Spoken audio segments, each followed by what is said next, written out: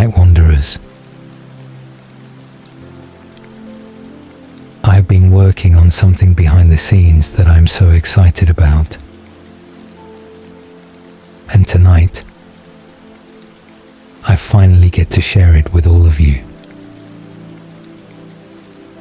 So make sure you are following the channel. You will not want to miss what comes next. So, tonight, we are exploring the midnight sun theory of Alice Cullen's manipulation. The idea that Alice Cullen does not simply see the future, but quietly, patiently, lovingly builds it. That the story everyone believed was fate was actually a plan. Now, get cozy, pull your blanket close, and let Alice's story settle over you, like a vision arriving in the dark, soft, certain, and already decided, before you ever knew it had begun. To understand what Alice Cullen is capable of, you have to begin not with what she does, but with what she sees. And to understand what she sees, you have to dismantle a comfortable assumption that the story encourages from its earliest pages and never fully corrects. The assumption is this: that Alice's gift is passive, that she receives visions the way a person receives weather, something that arrives from outside, moves through her without her participation, and then is gone. That she is a window, transparent and still, through which the future passes on its way to becoming the present.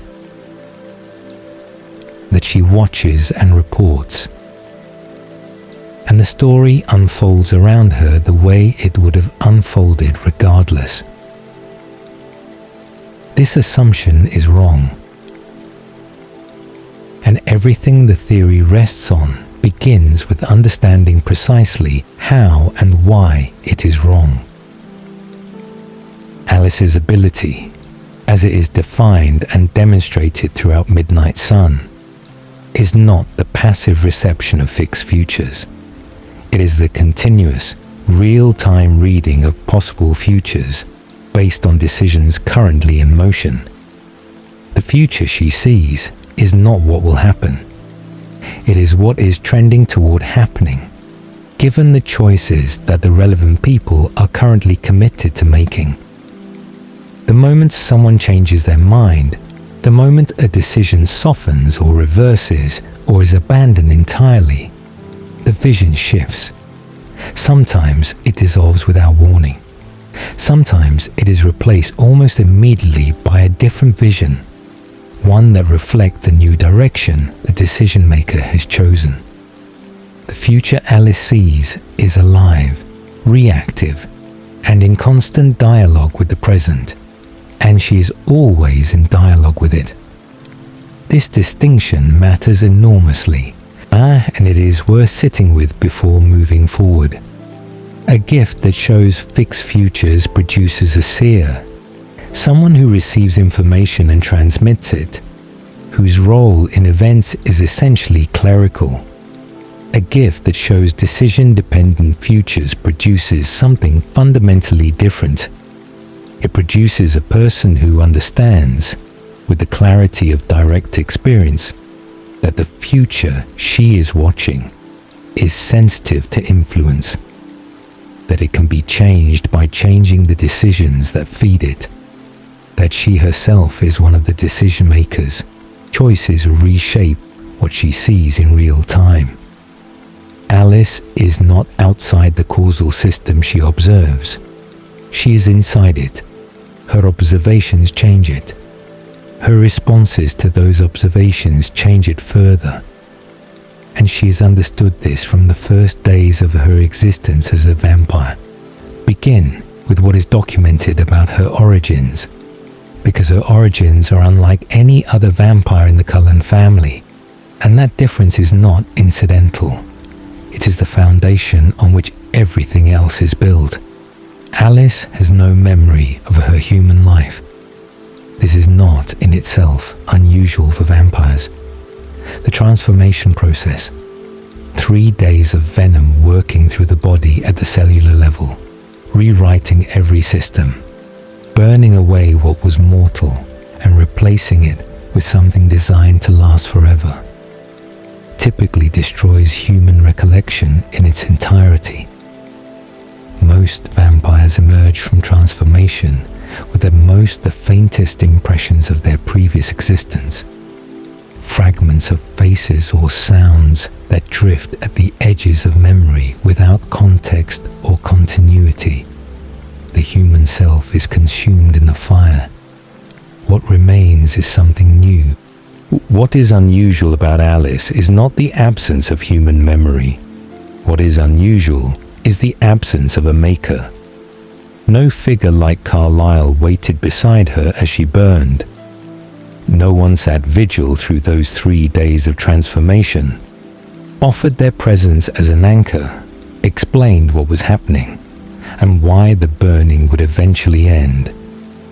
No one was there when she woke to tell her what she was, to give her a framework for the thirst and the new senses and the overwhelming strangeness of a body that no longer operated by any of the rules she had apparently once understood. She emerged from her change entirely alone, in an asylum where she had been institutionalized for reasons she does not remember, and she opened her eyes to a world that had no obligation to explain itself to her. And yet she was not lost. She was not confused or paralyzed or overwhelmed in the way that a newly transformed vampire without guidance typically is, because her visions were already there, already active, already running, already showing her the shape of the path forward before she had taken a single step into her new existence. She saw Jasper before she met him. She saw the Cullens before she found them. She saw the life she was going to build before she had any context for understanding what kind of life a creature like her could build. She navigated from the first moment she opened her eyes, not stumbling toward a future she couldn't see, but moving deliberately toward one she already had. This is the detail that defines everything about her, and it deserves more weight than it typically receives in discussions of her character. Alice did not wake from transformation bewildered and then slowly discover over years that she possessed precognitive ability. She woke from transformation already using it. Her first act as a vampire was directional. Her first relationship with her gift was not one of discovery but of application. She used what she could see to move toward what she had chosen, and the distance between seeing and choosing was, from the very beginning, essentially zero. And there is something else here that matters even more. Alice developed precognitive ability as a human, before the transformation that would amplify every trait she carried. Vampiric gifts in canon are consistently understood as amplifications of human characteristics. The human who is extraordinarily perceptive becomes a vampire who reads minds. Of the human with unusual empathic sensitivity becomes a vampire who manipulates the emotional states of others. The transformation takes what was present in human form and magnifies it, focuses it, gives it a precision and a power it could not have achieved inside a mortal body. Alice's gift preceded this process. It was native to her human neurology, woven into the structure of her mind long before venom rewrote that structure into something immortal. She was born with some version of this sight. She came into the world already oriented toward futures that had not yet arrived. What this means is that Alice's relationship to the future is not something transformation created. It is something transformation clarified and deepened. The gift she exercises as a vampire is a more powerful, more precise version of something she always had. And this means she has more experience with it, more intimate knowledge of its workings and its edges than the timeline of her vampire existence alone would suggest. She has been inside this gift for her entire life. She knows it the way you know your own hands. The mechanics of the gift as demonstrated in Midnight Sun are worth examining with real care, because the edges of what Alice can and cannot see are exactly where the theory's most important arguments are located. She sees humans more clearly than she sees vampires. This follows logically from the gift's decision-dependent nature and is consistent across canon. Humans make decisions continuously and impulsively, with the full emotional volatility of mortal creatures who have not had centuries to develop strategic patience or deliberate self-regulation. Their futures light up brightly and constantly in Alice's sight, because their choices are perpetual, emotionally driven, and rarely reconsidered with the kind of slow care that dims a vision. A human planning to drive home by a certain route, eat a certain meal, call a certain person. These small decisions create a constant stream of future data that Alice reads with relative ease. Vampires, by contrast, make decisions more slowly and more deliberately. They have the patience of beings for whom no moment is truly urgent, and their futures are correspondingly dimmer in Alice's sight, less continuously updated, because the committed decisions driving those futures arrive less frequently. She cannot see the futures of werewolves at all.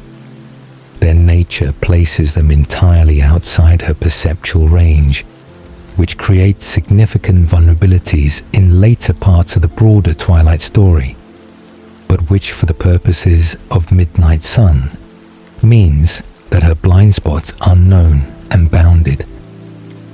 She understands the precise shape of what she cannot see, which is itself a form of knowledge.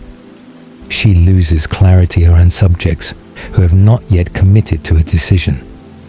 When someone is genuinely suspended between options, when the choice ahead of them is still open and unresolved, Alice's vision of their future flickers and blurs.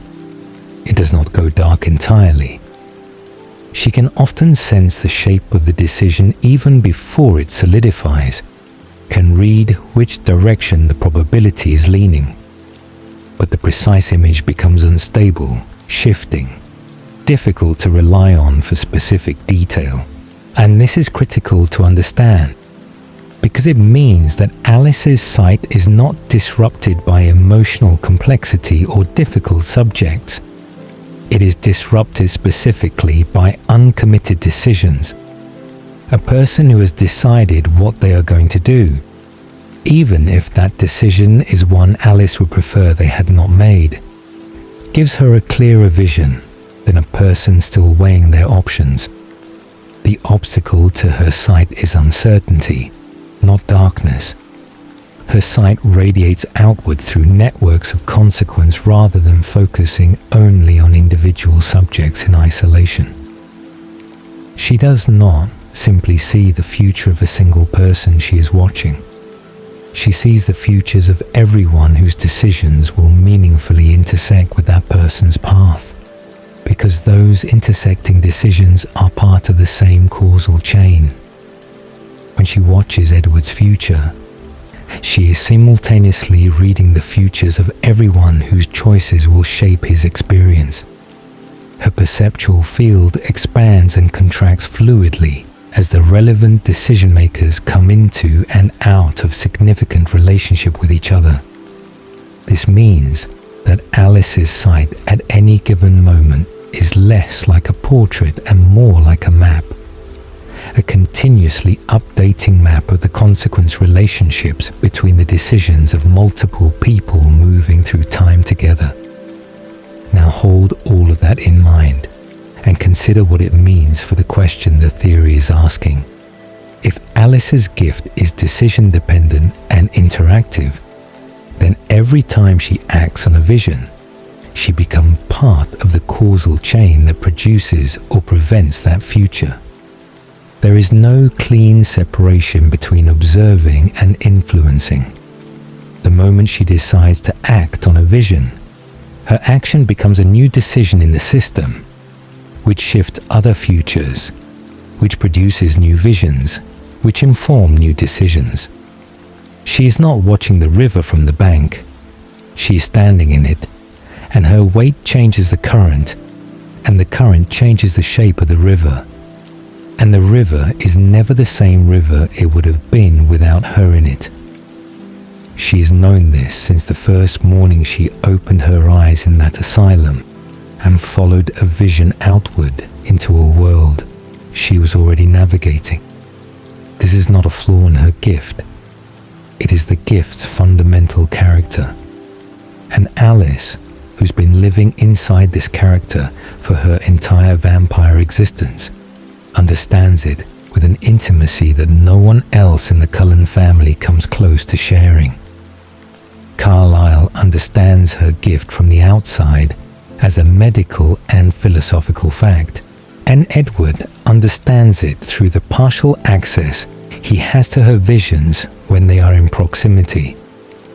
Jasper understands it through the emotional texture of living with someone who always knows more than she says. But none of them understands the gift the way Alice does, from the inside, as a continuous lived experience of standing at the intersection of information and consequence, making decisions about which futures to cultivate and which to allow to dissolve. She knows that she can steer futures rather than simply witness them. She knows this not as a theory, but as a fact she has confirmed through decades of experience. She knows that the difference between a future that arrives and one that does not is often a single decision made or withheld at the right moment. She knows that information is the most powerful force in any environment, and she is always, without exception, the person in any room who possesses the most of it. Now consider what this means in practice inside the Cullen household, and specifically in relation to Edward. One behavior makes the question of deliberate use urgent and unavoidable, and it is visible throughout Midnight Sun with a consistency that cannot be explained away as coincidence or oversight. Alice is selective about what she shares. Not occasionally, not in moments of uncertainty, but as a consistent operating pattern that holds across every significant development in the story.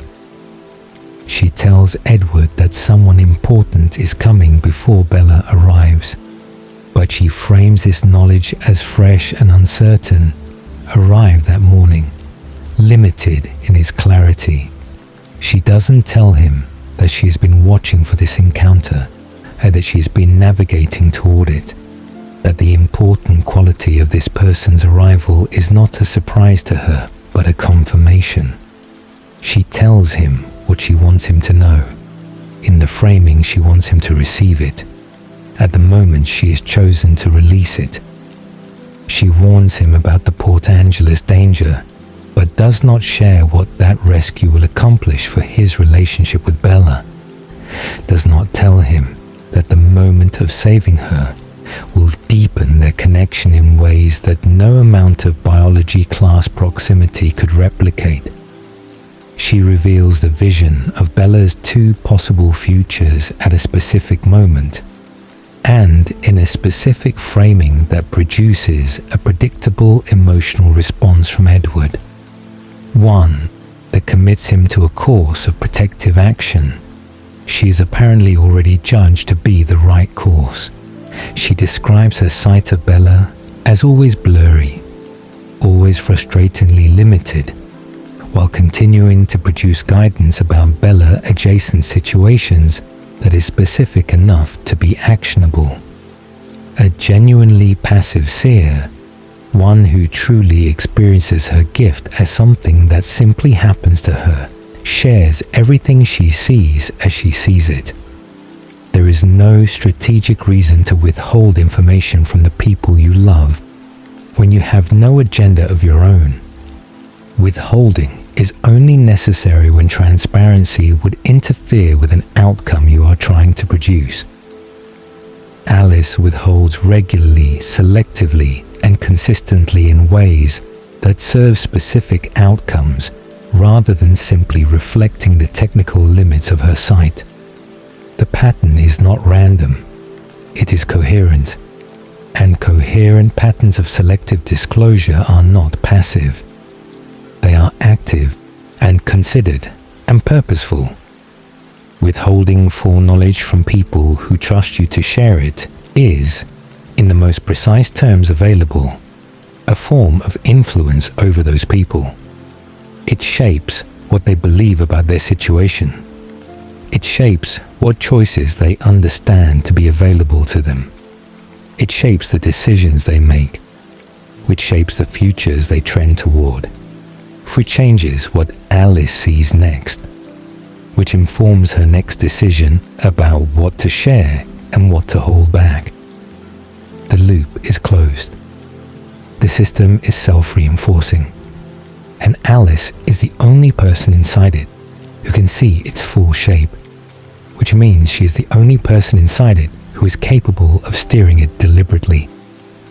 This is what the theory means when it says Alice does not merely see the future, she manages it, not through force or deception in any crude or simple sense that would make her a villain and make this story easier to read, but through the sophisticated, patient, decades-long management of information inside a system where information is the most consequential resource available, exercised with the full awareness of someone who has understood since the first day of her existence that seeing and doing are not separable activities when the thing you are seeing is sensitive to what you choose to do about it. She is not a villain. That framing is too convenient and too reductive, and it loses everything that is genuinely worth examining about her. She is a woman of extraordinary perception who has never been permitted by the nature of her gift to be simply passive, or who loves the people she navigates towards specific futures with complete and unfeigned sincerity, who has made the considered judgment that her view of the optimal path is accurate enough and important enough to justify the quiet, ongoing cost of guiding others toward it without their full knowledge of what she is doing or why. Whether that judgment is correct is a question the theory does not attempt to settle. Whether it is manipulation is a question it does, and the answer, the mechanics of her gift demand, is that it cannot be anything else, even when it is also love, even when it is also care, even when the future she is building is genuinely the best one available. The gift is not a window. It has never been a window, and it has never functioned like one. It is a steering wheel, and Alice has been holding it with both hands since the first morning she opened her eyes in the ruins of her human life and looked forward instead of back, because forward was the only direction her gift had ever known how to face. She sees possible futures based on decisions currently in motion. She understands that her own decisions are part of the system she is reading. She acts on that understanding with patience, with precision, and with the kind of long horizon thinking that only becomes possible when you have stood at the intersection of present and future for long enough to understand how the distance between them actually works. And she has been acting on it, quietly and consistently, and with great love, for a very long time. Yet there is a version of the Cullen family's lifestyle that explains itself cleanly and completely without raising any uncomfortable questions. It goes like this. Carlisle Cullen, after 3 centuries of solitary immortal existence, developed a philosophy of integration rather than isolation. He believed that vampires who chose to live among humans rather than apart from them would develop stronger restraint, deeper compassion, and a more sustainable relationship with their own nature. He gathered around him a family of vampires who shared this philosophy or were willing to adopt it. They moved every few years to stay ahead of the aging problem, enrolling in high school because the cover identity of a teenager is the most elastic and the most forgiving. The one that requires the least documentation, the least professional credibility, the least explanation for why a group of people who appear so young are living together under one roof. The lifestyle is inconvenient in certain practical ways, yes, but it is logical. It serves the goal. And Carlisle means every word of the philosophy that underlies it. This version is not false. Carlisle's philosophy is real, and it runs deep, shaping the family in ways that are visible in everything they do and everything they refuse to do. His commitment to integration, to the idea that proximity to humanity is what keeps them human in the ways that matter, is genuine and consistent, and has produced a family that is unlike anything else in the vampire world. This should not be dismissed or minimized. It is a real and important part of the story, but it is incomplete, not because it is wrong, but because it does not account for a layer of decision-making that operates beneath it, one that has been shaping the family's movements for far longer and with far more specific intent than Carlisle's integration philosophy alone would require. And the place where this incompleteness becomes visible is precisely the place where Alice's influence on the family's choices becomes traceable, if you are willing to follow the thread all the way back to where it begins. To understand why the high school lifestyle requires more explanation than Carlisle's philosophy provides, you have to examine it not as an abstract cover strategy, but as a daily lived experience for the specific people it is imposed on. Because the experience is not neutral.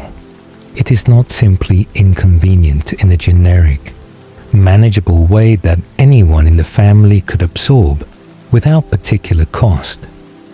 For several members of the family, it constitutes a specific and recurring form of genuine difficulty, and they accept that difficulty year after year, location after location, without apparent reconsideration.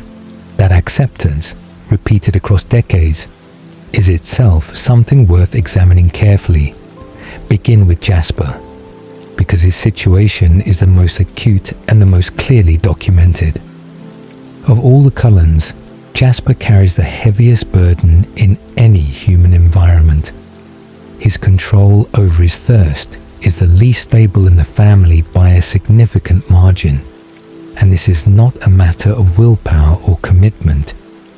It is a consequence of history and the particular nature of his empathic gift operating in combination with that history.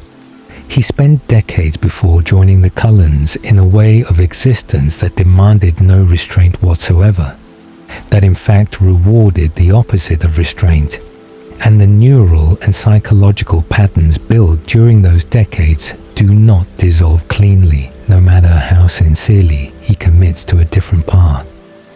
He is always working harder than anyone else in the family, simply to maintain the baseline that the others take for granted. High school environments are among the most demanding tests available for someone in Jasper's position, and this is not a coincidence of circumstance. It is the structural feature of what high schools are. Enclosed spaces designed for maximum occupancy, with inadequate ventilation and the particular atmospheric density of hundreds of adolescent humans packed into classrooms and corridors for hours at a stretch, and the blood of teenagers runs with a particular heat and volatility that has no equivalent in adult environments. Their emotions broadcast loudly and continuously, which for Jasper does not simply mean background noise he has to filter. It means a constant empathic input of human feeling pressing against him from every direction simultaneously, feelings he cannot choose not to receive, feelings that include the full, vivid aliveness of mortal creatures who are experiencing everything for what feels to them like the first time. He does not simply smell the blood of the humans around him the way the others do. He feels their aliveness, and their aliveness calls to him through the specific channel of his gift in ways that compound the thirst, rather than simply accompanying it. He manages this daily with a discipline that deserves genuine admiration. But the question that the theory asks is not whether he manages. It is why this specific environment is selected for him again and again, across decades and across locations, when alternatives exist that would be measurably less demanding, less daily in their difficulty, less continuously draining on the family member whose stability the others depend on most.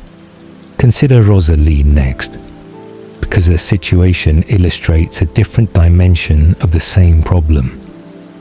Her beauty is not simply a matter of degree or a vampire characteristic that falls within the normal range of vampiric appearance. It is supernatural in its precision and its effect, the kind of beauty that does not permit neutral responses from anyone who encounters it. But she cannot enter a room without the room reorganizing itself around her presence. She cannot walk a corridor without drawing the kind of sustained, escalating attention that begins as aesthetic admiration and curdles quickly into curiosity, into speculation, into exactly the kind of sustained social scrutiny that should theoretically represent the family's greatest concealment risk. She manages this through the carefully maintained performance of cold inaccessibility, the social reputation for unapproachability and strangeness that keeps most students at the distance the family requires. But it is a performance sustained day after day, and it is a performance that paradoxically draws more sustained attention rather than less, because the beautiful girl who will not speak to anyone is more interesting to a high school population than a beautiful girl who simply goes about her business. A family that was purely optimizing for anonymity would think carefully before placing Rosalie in an environment that puts her appearance on daily display before hundreds of people with nothing better to occupy their attention than noting and discussing and speculating about the impossible Cullen girl who never seems to want to talk to anyone. And then there is Edward,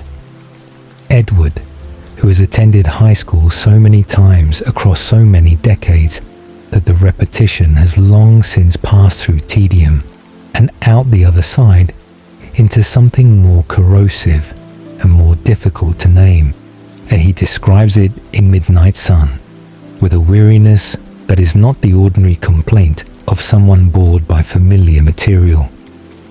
It is the specific exhaustion of someone who has been asked to perform the same role in the same play for an audience that changes every few years while the script never does.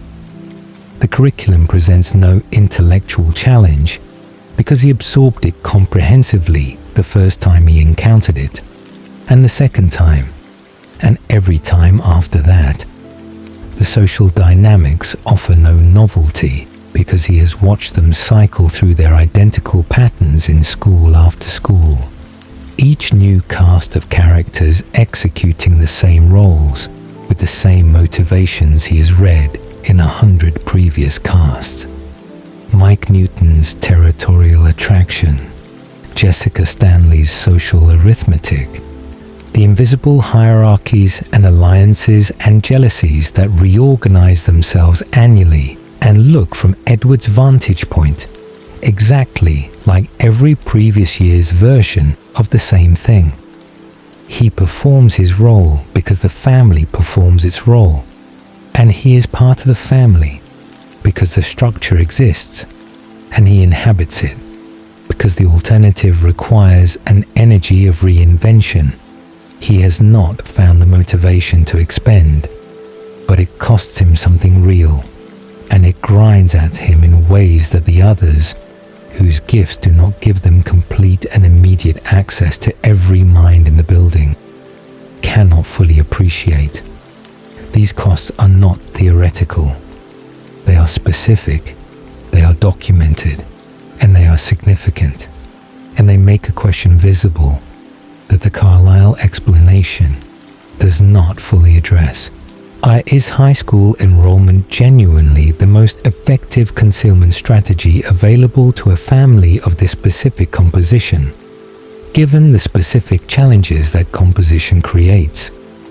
Or is it the strategy that has been consistently recommended and consistently followed across decades and across locations, for reasons that extend beyond concealment and that no one has examined closely because the person recommending it has always been right about everything else? Consider with some care the alternatives that would serve the same fundamental concealment goal without the specific frictions the high school choice creates. Carlyle's identity as a physician is already established and already functioning. A respected doctor in a small community is a powerful social anchor, or someone whose presence explains and legitimizes the presence of a household around him. The others could maintain adult identities without significant additional complexity. Recent graduates, young professionals, individuals working remotely in an era when remote work requires no explanation. The adult children of a respected local figure who have chosen to remain near family. The fabrication required for these identities is not meaningfully more complex than the fabrication required by the high school cover. The documentation challenges are comparable, the consistency demands are similar, and the daily friction for Jasper, for Rosalie, for Edward is dramatically and measurably lower.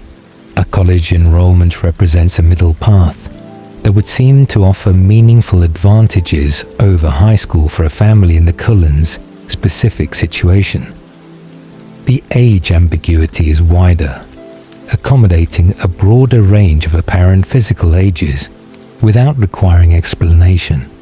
The social expectations are looser, less demanding, of daily performed intimacy between people who would prefer to maintain careful distance.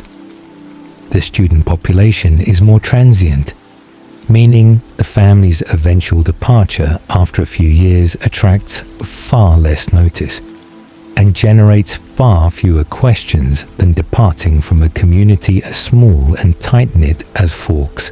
And college environments are large enough that 6 unusually beautiful people can maintain the chosen social isolation the Cullens prefer, without it reading as conspicuously antisocial in the way it reads in a high school of 300 students, where everyone notices everything about everyone. Several members of the family do attend college in the broader canon, suggesting that this option is recognized as viable and has been used. It is not systematically preferred over high school enrollment for any reason that the concealment logic makes obvious or necessary. All of this is worth establishing carefully before the theory makes its central claim, because it creates a foundation that the claim requires. The high school lifestyle is not the obvious default solution to the concealment problem. It is not the only viable option, or even the most comfortable one for the family's specific membership. It is a specific, persistently maintained choice that imposes real and documented costs on specific family members, and that could be replaced with less costly alternatives without fundamentally undermining Carlyle's integration philosophy in any meaningful way. Something is maintaining this specific pattern across decades and across locations. Something is consistently recommending it, and something is consistently making that recommendation feel authoritative enough that no one in the family has stepped back to ask whether a different approach might serve everyone better. Alice is the family's navigator. This is not an inference the theory constructs. It is a documented feature of how the family operates, visible throughout the canon and specifically present in Midnight Sun. When the family needs to relocate, Alice is the one who identifies where they should go. When their cover identities need rebuilding, Alice plans the transition. When a new community needs to be assessed for safety and social fit and practical viability, Alice runs the visions and returns with recommendations that the family follows, with the confidence of people who have learned over decades that her recommendations are reliable. Carlyle provides the philosophical framework and the professional anchor. Alice executes the logistics. This division of labor is so thoroughly embedded in how the family functions that no one questions it or examines the assumptions underlying it. She's always done this. She's always been right. The trust is fully earned and fully given, but the navigator's recommendations are only as neutral as the navigator's goals. A navigator who is steering toward a specific destination will recommend routes that serve that destination, and those recommendations may look identical to routes chosen purely for safety and efficiency. The destination is invisible in the route itself. You can only see it if you know to look for it, and you can only know to look for it if you are willing to consider that the navigator might have a destination she has not announced. Alice has a goal. The theory argues that this goal extends well beyond safety management and community selection, that it has been held and worked toward since long before any specific location was chosen or any specific timeline was established, and that its full shape has never been shared with the family, because sharing it would require explaining how long she has been working toward it and why, and that explanation would raise questions she is not prepared to answer. At some point in the decades before Fawkes, Washington entered the story, Alice's visions showed her the outline of a future that mattered more than any other she had encountered. A future in which Edward, hollow and increasingly isolated, encountered one specific human girl and was changed by that encounter in ways that would determine not only his own well-being, but the stability and coherence of the entire family going forward. The vision did not need to be perfectly detailed to be actionable. It needed only to be specific enough to identify what conditions were required for it to become real. The right community, the right timing, the right social architecture for a first encounter between a vampire whose gift creates infinite distance from everyone around him, and one human whose mind, for reasons neither of them can yet explain, creates none. Forks, Washington. Population under 4,000. One high school, small enough that a new student is noticed and assigned a lab partner, rather than absorbed anonymously into a large institution. A police chief whose professional role and community standing would make his daughter's arrival in town a natural and unremarkable event. Cloud cover persistent enough across most of the year to solve the sparkling problem as completely as almost any other location in the continental United States. Wilderness access broad and deep enough for unrestricted hunting in every direction. And at a specific future moment, the residence of one particular girl who would receive an invitation from that police chief and would accept it and would walk into a biology classroom and sit down beside the one seat in the school that mattered.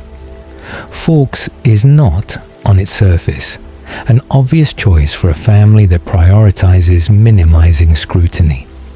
It is too small for urban anonymity. It is too socially cohesive, too aware of its own membership, for unusual families to pass through without being noted and discussed.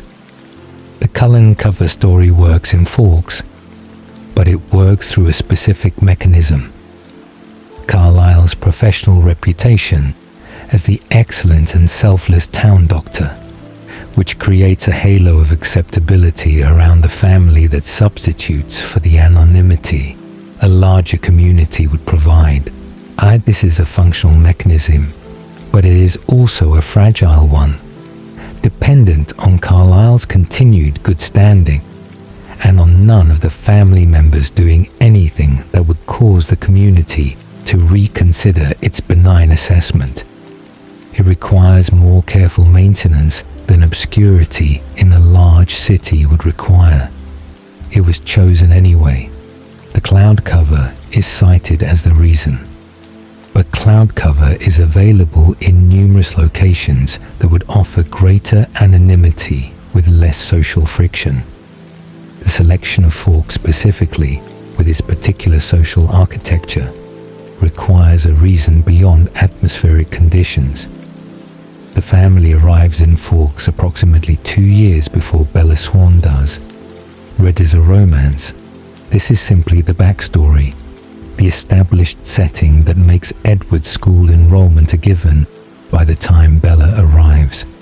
Read as the culmination of a positioning strategy. It is a critical tactical element. 2 full years of establishment time. 2 years of becoming known and understood and accepted in Forks, of building the Cullen family's reputation as the strange but harmless and occasionally helpful doctor's household, of allowing the cover story to calcify into community common knowledge rather than remaining a fresh and therefore scrutinizable narrative. By the time Bella Swan walks into Forks High School, the Cullens have been a feature of the social landscape long enough that their presence requires no explanation and invites no special investigation. If the family had arrived the same semester as Bella, the simultaneity would have been visible. On 2 unusual new arrivals at the same small school in the same small town at the same time would have created a social context in which the connection between them, once it developed, would have looked pointed. The 2-year gap dissolves that risk entirely. It makes the encounter between Edward and Bella look like a coincidence of geography. 2 people who happen to end up in the same place for entirely separate reasons and found each other there. This is exactly how it is read by everyone in Forks, by Bella herself, by Edward for a long time. It is not how it was built. Alice recommended the forks move. The family followed her recommendation, as they always follow her recommendations. And the 2-year establishment buffer that transforms a calculated convergence into an apparent coincidence is precisely the kind of detail that a navigator with foreknowledge of the relevant timeline would build into her planning as a matter of course. It is not accidental precision. It is the precision of someone who understood the timing requirements from the beginning and built the approach accordingly. Edward's condition in the period leading up to Bella's arrival is documented in Midnight Sun with a specificity and an honesty that is difficult to read without feeling the weight of it. He is not restless in the way of someone who simply needs novelty or stimulation. He is deteriorating in a way that has a direction to it, a slow but measurable movement towards something that the people who love him can see even if they do not name it aloud. The hollow routine has become more hollow. The distance he experiences from every human mind he encounters has compounded over the decades into something structural, a permanent condition rather than a temporary state. He has stopped expecting connection. He has stopped expecting to find a mind that offers him something his own cannot supply, because he has encountered enough minds across enough decades to have concluded that no such mind exists. His family watches this and they love him and they cannot fix it. Carlyle offers philosophy and patience and the deep constancy of a father who refuses to stop hoping even when hope looks thin. Esme offers warmth and a maternal attentiveness that Edward receives with genuine gratitude, and that still cannot reach the particular isolation his gift creates. Emmett offers companionship of the direct and uncomplicated kind, the brotherhood of shared action and shared humor, and it helps at the surface in the way that surface things help, while the deeper problem continues unchanged. Alice watches Edward with a different quality of attention. Not the helpless love of someone who sees the problem and cannot reach it, but the focused attention of someone who knows what the solution is and is in the process of making it available. Her love for Edward is entirely real and entirely unperformed. She is not calculating in place of caring. She is calculating because she cares, because her visions have shown her the path out of his hollowness, and she is the only one with both the knowledge and the means to clear that path, and so she clears it. The plan and the love are not in tension with each other. They are the same thing, expressed through the specific medium of her gift. This is the uncomfortable truth at the center of the lifestyle argument. The high school enrollment, the particular selection of communities, the precise timing of moves, the 2-year establishment in Forks before the relevant arrival. None of it is accidental, and none of it is purely about concealment. It is infrastructure.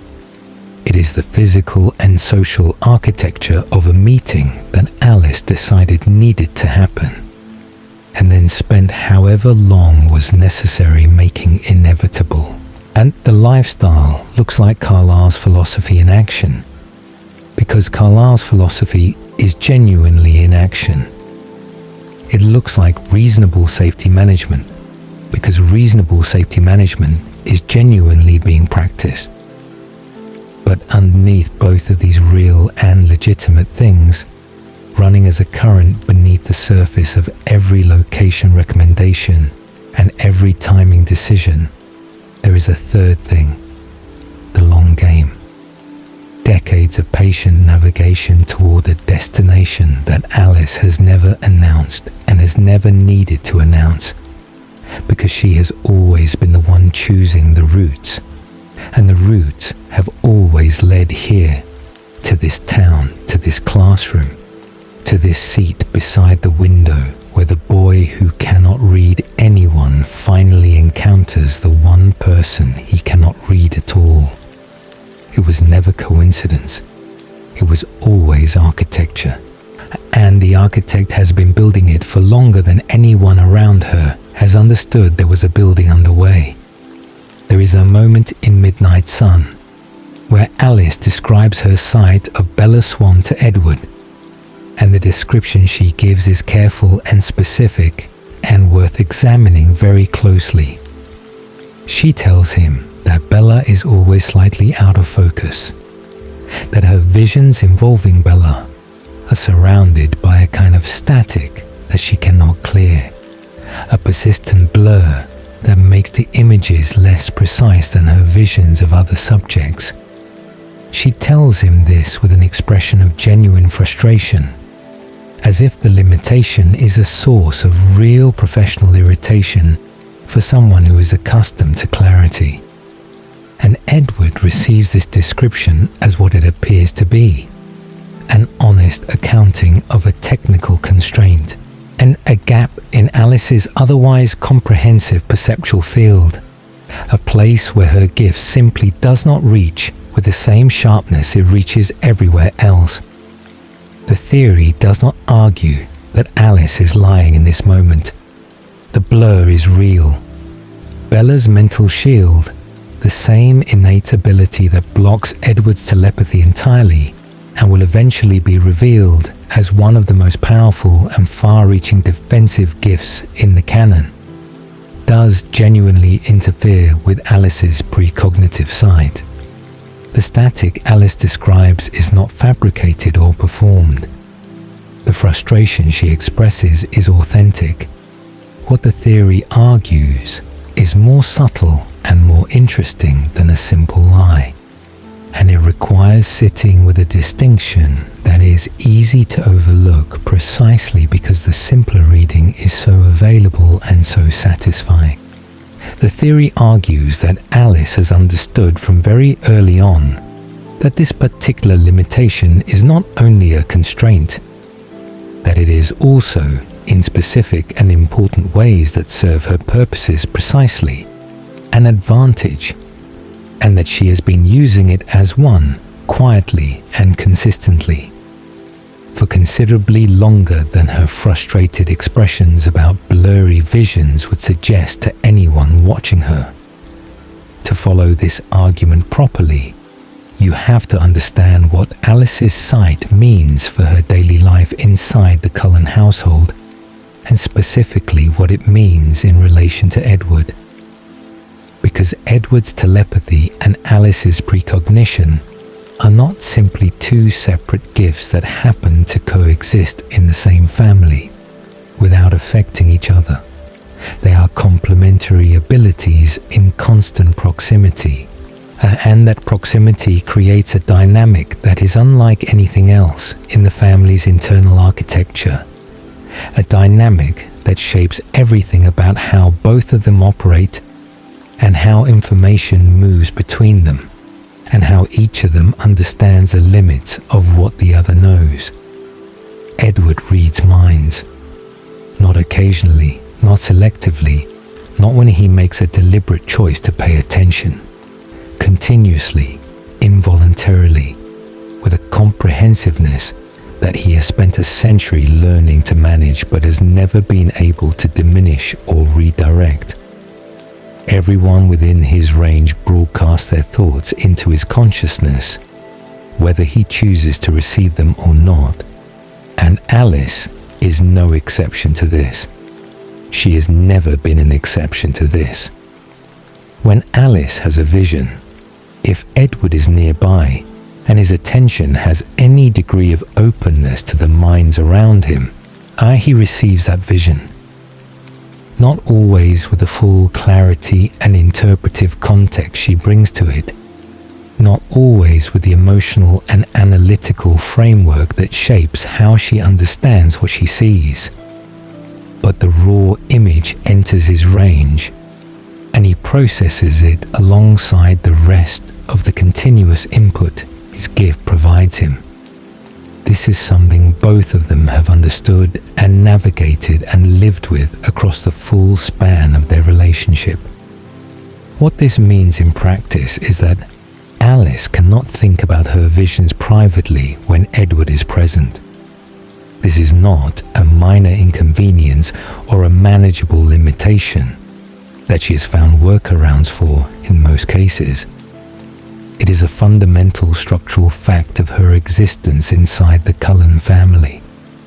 The moment a vision surfaces as active conscious thought in her mind, it becomes potentially accessible to Edward. There is no sealed room in the Cullen household where Alice can sit with her sight in genuine privacy. No space where she can reason through the implications of what she has seen without the possibility of Edward overhearing the process.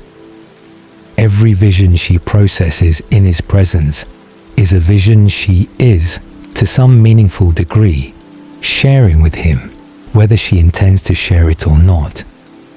The transparency is not total. Edward does not receive everything that passes through Alice's mind with equal fidelity, but it is pervasive enough that managing it has become one of the central skills of Alice's daily existence. Over decades of living inside this condition, Alice has developed a discipline around cognitive management that is worth examining in its own right, and because it is the foundation on which everything else the theory argues depends. The key skill, as the theory understands it, is not the suppression of thoughts, which creates its own conspicuous blankness, a specific quality of deliberate silence that Edward's gift would register as suspicious precisely because it is too quiet, too controlled, too obviously the shape of something being withheld. The key skill is sequencing and stratification, the management of what surfaces as active cognition versus what is held as settled background knowledge that does not require conscious processing. There is a meaningful difference between thinking about something and simply knowing it. Thinking about something brings it forward into the active layer of consciousness, where Edward's gift operates most effectively. Knowing something, by holding it as a settled and unexamined certainty that has been absorbed deeply enough that it no longer generates active cognitive processing, keeps it below the threshold of what broadcasts with the clarity Edward can intercept and interpret. Alice has learned across decades of practice to move important things into this second category, not to hide them in any detectable way, but to allow them to become part of the settled furniture of her mind rather than objects of active attention. This is the context in which Bella's opacity transforms from a simple limitation into something strategically significant. When Alice thinks about futures involving Bella, when she reasons about possibilities and weighs outcomes and considers what the blurry images she receives actually imply and how best to respond to them, as she is working with material that Edward cannot access cleanly through her mind, not because she is constructing a deliberate concealment that he would recognize as such if he looked directly at it, but because the visions themselves are blurry, and blurry visions, processed in active thought, broadcast as blurry images. The static that interferes with Alice's sight of Bella also, as a direct and unavoidable consequence, staticizes any attempt Edward might make to read Alice's reasoning about Bella through the channel of her thoughts. He receives what she sees, which is partial and unclear. He does not receive the interpretive architecture she has built around what she sees, because that architecture has been constructed carefully enough and held long enough that it has settled below the level of active cognition, where his gift finds its clearest purchase. She can think about Bella in Edward's presence, without Edward receiving a clear picture of what she is concluding. She can weigh futures, consider outcomes, reason about the steps required to move from one possibility to another, hold the full weight of what her approximate visions imply, and Edward receives only the genuine blur she has honestly described to him. The constraint is real, but the expertise built around the constraint is protected by the constraint itself. The limitation and the advantage are the same thing, operating simultaneously. And Alice has understood this since early enough in her relationship with Bella's existence in her visions, that the understanding has itself become part of the settled background knowledge she does not need to actively think about. The blind spot is a private room, and in a household where genuine privacy is essentially non-existent for someone in Alice's position, the value of a private room cannot be overstated. Now consider what this protected cognitive space means for the monitoring dynamic that Alice navigates daily, and specifically for the relationship between her presented knowledge and her actual knowledge at every significant moment in the story. Alice is the most informed person in the family about the future, which gives her structural authority over the family's decisions and recommendations. Edward is the most informed person in the family about the present, which gives him a compensatory ability to check Alice's representations of her visions against their emotional texture as she delivers them. He knows when people are genuinely uncertain. He knows when they are performing uncertainty for an audience. He knows the difference between someone surprised by information they have just received and someone managing the careful delivery of information they have held and worked with for some time. He has read enough minds across enough decades to recognize the emotional signature of each of these states with considerable precision. With any other subject, any other domain of Alice's sight, this checking capability would make concealment genuinely difficult for her. He would hear the discrepancy between what she says and what she feels about what she says, and he would notice it. With Bella, he cannot perform this check with any reliability. When Alice discusses her sight of Bella, the genuine frustration she expresses about the blur is real enough to provide accurate emotional cover for the deeper certainty that underlies it. She does not need to manufacture false emotions for Edward to read. She only needs to allow the authentic surface emotions, the real frustration, the real uncertainty about specific details, to be what he receives, while the deeper layer of structured knowledge remains in the protected space that Bella's opacity provides. This is not lying. It is curation. It is the sophisticated management of which truths are relevant to the current moment, and which ones are held in reserve for the moments when they will be most useful. Examine the specific pattern of what Alice knows about Bella, and when she appears to know it, because the timeline of her apparent knowledge contains details that become significant once the framework of the theory is in place. She tells Edward on the morning of Bella's first day that someone important is coming. She frames this with the careful language of fresh discovery, as if the vision has only recently arrived in her sight, as if she is sharing it with Edward almost in the same moment she received it herself. This framing is never explicitly challenged, and it is easy to accept. But consider what the preceding act has established about the family's positioning in Forks.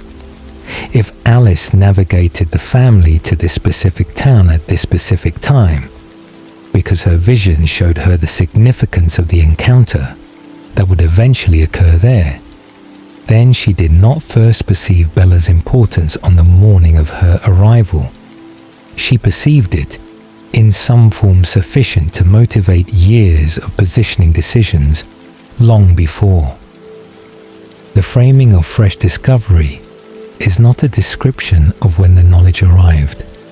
It is a presentation choice about how the knowledge is introduced, designed to make it land in Edward's understanding as surprise rather than confirmation.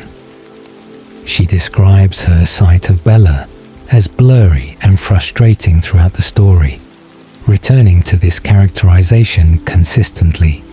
This is accurate, as she does not describe the years of interpretive work she has done around those blurry visions, the accumulated expertise she has developed in reading the approximate images her sight of Bella provides, the settled framework of understanding she has built in the protected cognitive space those blurry visions create.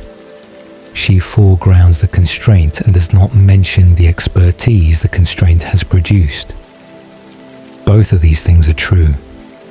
The constraint is real and the expertise is real, but presenting only the constraint creates an impression of limitation without conveying the extent to which that limitation has been worked around and compensated for through sustained intelligent effort. She shares the vision of Bella's two possible futures: transformation or the darker human path, at a specific moment in the story, and frames it as what she currently sees. This moment of sharing is presented as a report, a transmission of current vision data from Alice to the family for collective consideration. The theory asks a different question about this moment. Not what Alice sees when she shares it, but when she first saw it. If she saw it early, as part of the same long view that shaped the positioning decisions and the navigation toward forks, then the moment she chooses to share it with the family is not the moment of discovery.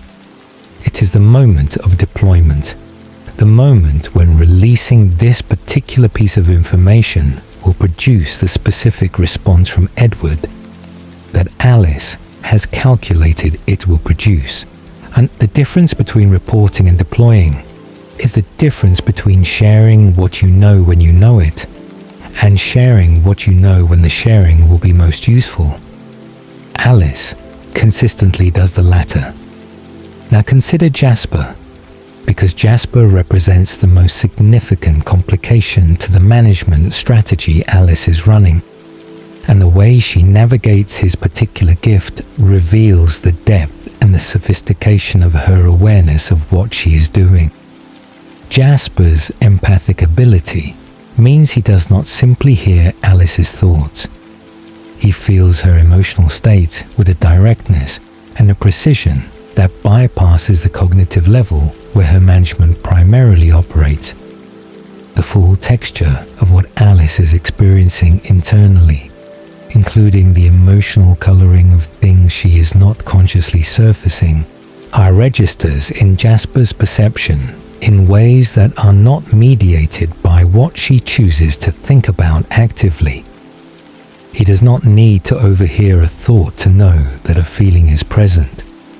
He can sense the emotional shape of knowledge she is holding, the particular quality of settled certainty that has a different emotional texture from genuine uncertainty, the subtle but detectable distinction between not knowing something and choosing not to say it. In theory, this should make Alice's management strategy much more difficult to sustain around Jasper than around anyone else. He has the closest thing available to a direct line to her actual internal state, one that does not depend on the cognitive surface she presents. If Alice is holding deep certainty while presenting surface uncertainty, Jasper should feel the discrepancy. In practice, he does not interrogate it. And the reason he does not interrogate it is the thing worth examining. Jasper's trust in Alice is not simply affection or loyalty, though it is both of those things too. It is a trust built on the specific experience of decades of partnership in which Alice's characteristic knowingness, her quality of always seeming to hold more than she has said, has consistently proven to be benign and reliable and correct. He has learned to read her particular way of being in the world, not as concealment requiring investigation, but as the natural signature of her gift operating as it always has. She knows more than she says. She always knows more than she says. This is what it means to live beside someone whose gift gives her access to information that exceeds what any present tense conversation requires. He has filed this characteristic under the category of Alice being Alice, and it has stayed in that category because it has never produced an outcome that caused him to recategorize it. This is Alice's most elegant management. She does not manage Jasper through deception or misdirection. She manages him through the accumulated history of their relationship, through the pattern of decades that has taught him to interpret her settled certainty as a feature of her gift, rather than as the signature of active concealment. She does not need to manufacture cover for what she is doing around Jasper. She only needs to continue being who she has always been, which is someone whose gift makes a certain degree of knowingness inevitable, and whose love makes that knowingness feel safe rather than threatening. The management is built into the relationship itself. It requires no active maintenance because the relationship has already done the work. Return now to Bella's opacity and consider what it does across the full arc of Midnight Sun, not as a fixed technical limitation, but as a dynamic resource that does different work at different moments in the story. In the earliest moments, when Bella's arrival is being presented as a surprise and an uncertainty, the blur explains and supports Alice's apparent lack of specific foreknowledge. She cannot see Bella clearly, and therefore her knowledge of what Bella's arrival means is appropriately limited and uncertain. The limitation is consistent with the presentation. In the middle portion of the story, as the relationship between Edward and Bella develops, and Alice is managing the conditions of that development from a position of considerably more knowledge than she reveals, the blur protects her reasoning from Edward's access.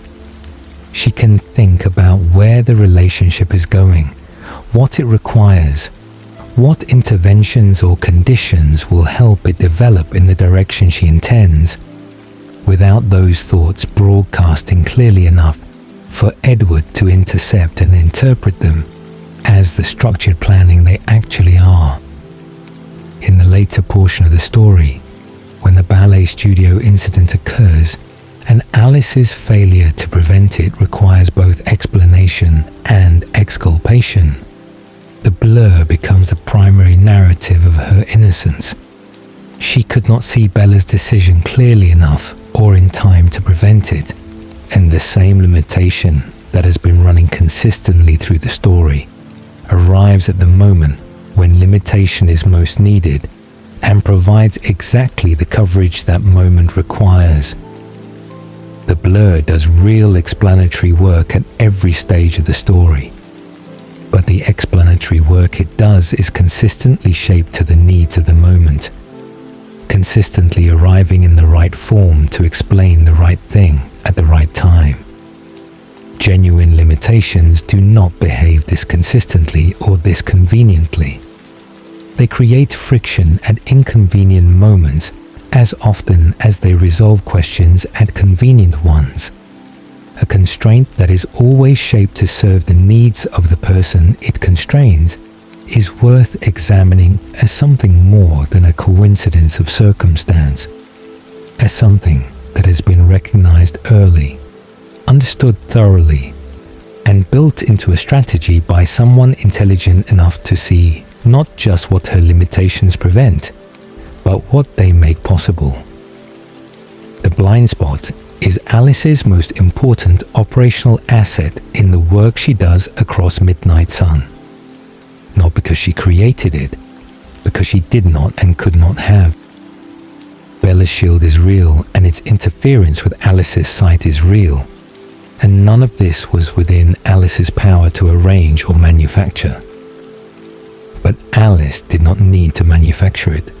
She needed only to recognize it, to understand its full implications early and completely, and to orient the architecture of her planning around the specific protection it provides. She is a woman who has spent her entire existence converting constraints into resources. The absence of a maker became navigational freedom, and the gaps in her sight became the boundaries that defined her interpretive expertise. The blur around Bella became the one space in her daily life where she could think without being heard, plan without being monitored, hold certainty without being questioned about why the certainty exists. She did not create the blind spot. She moved into it with the practiced ease of someone who has always known how to make a shelter out of whatever is available, settled into its protection, and build something there that the rest of the household cannot see clearly enough to examine. The limitation is genuine. The alibi it provides is genuine. And the use being made of both is something that only resolves into its full shape when you stop reading the blur as Alice's problem and start reading it as Alice's solution. She stopped reading it as a problem long before anyone else in the story understood there was a solution being constructed at all. There is a particular quality to the way Alice behaves on the morning of Bella Swan's arrival that becomes visible only when you know what to look for, when you have spent enough time with the theory to understand that what looks like spontaneous reaction might be something more rehearsed and more deliberate than it appears. Edward describes the cafeteria moment in Midnight Sun with the ordinary language of someone noting a sibling's unusual mood, registering it as significant because Alice's reactions are always significant, because decades of living beside her precognitive gift have taught him that when Alice goes still in that particular way, it means something is arriving in her sight that matters. He notes that she goes rigid, that her eyes lose focus in the specific way they do when a vision is consuming her attention from the inside, that she remains still for longer than a brief vision usually holds her, long enough that Jasper puts a hand on her arm in the quiet concern of someone who has learned to monitor the duration of her absences. And then she comes back and she finds Edward's eyes immediately, with the directness of someone who already knows who needs to receive what she is about to say. He registers all of this as significant.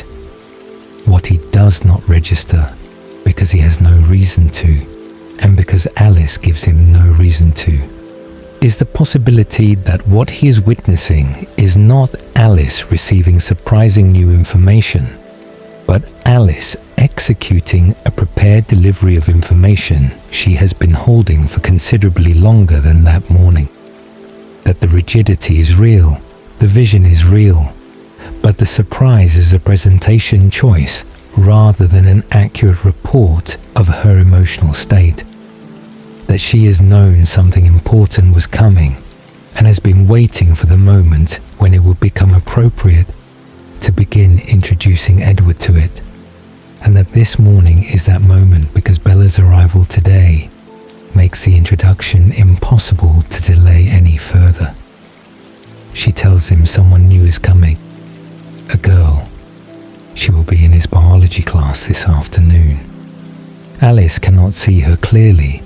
She is fuzzy and indistinct and surrounded by the static that Bella's shield produces in her sight. But she's important. Alice is worried. She asks Edward to be careful.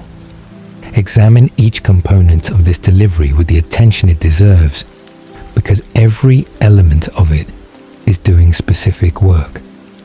She tells him enough to make him curious, but not enough to make him feel managed. She volunteers the information about biology class, which ensures that Edward will be paying attention when Bella arrives. Rather than encountering her with the distracted inattention that has become his default mode in a school environment, he finds numbingly familiar. She expresses genuine uncertainty about the specifics, which is both accurate and useful. Accurate because the blur is real, useful because it frames her as working with limited information, rather than as someone with a comprehensive view she is parceling out strategically. She introduces worry as the primary emotional note, which is genuine in one sense and carefully chosen in another, because worry from Alice reads as protective concern rather than as the emotional signature of someone with a complex plan in motion that requires specific responses from the person she is talking to. And she asks him to be careful, which accomplishes two distinct things simultaneously. It signals that the situation is serious enough to require active management, which plants the concept of management rather than avoidance as the appropriate framework. And it introduces the idea of staying and handling the situation with care as the responsible response, hence subtly preferred over the alternative of simply removing himself from the situation before it develops. She is not making an argument for staying at this point. She is establishing a frame in which staying and being careful is the shape of responsible behavior, so that when the question of leaving versus staying becomes urgent later that same day, Edward is already operating inside a frame that treats staying carefully as maturity and leaving as the less considered option. This is not crude manipulation.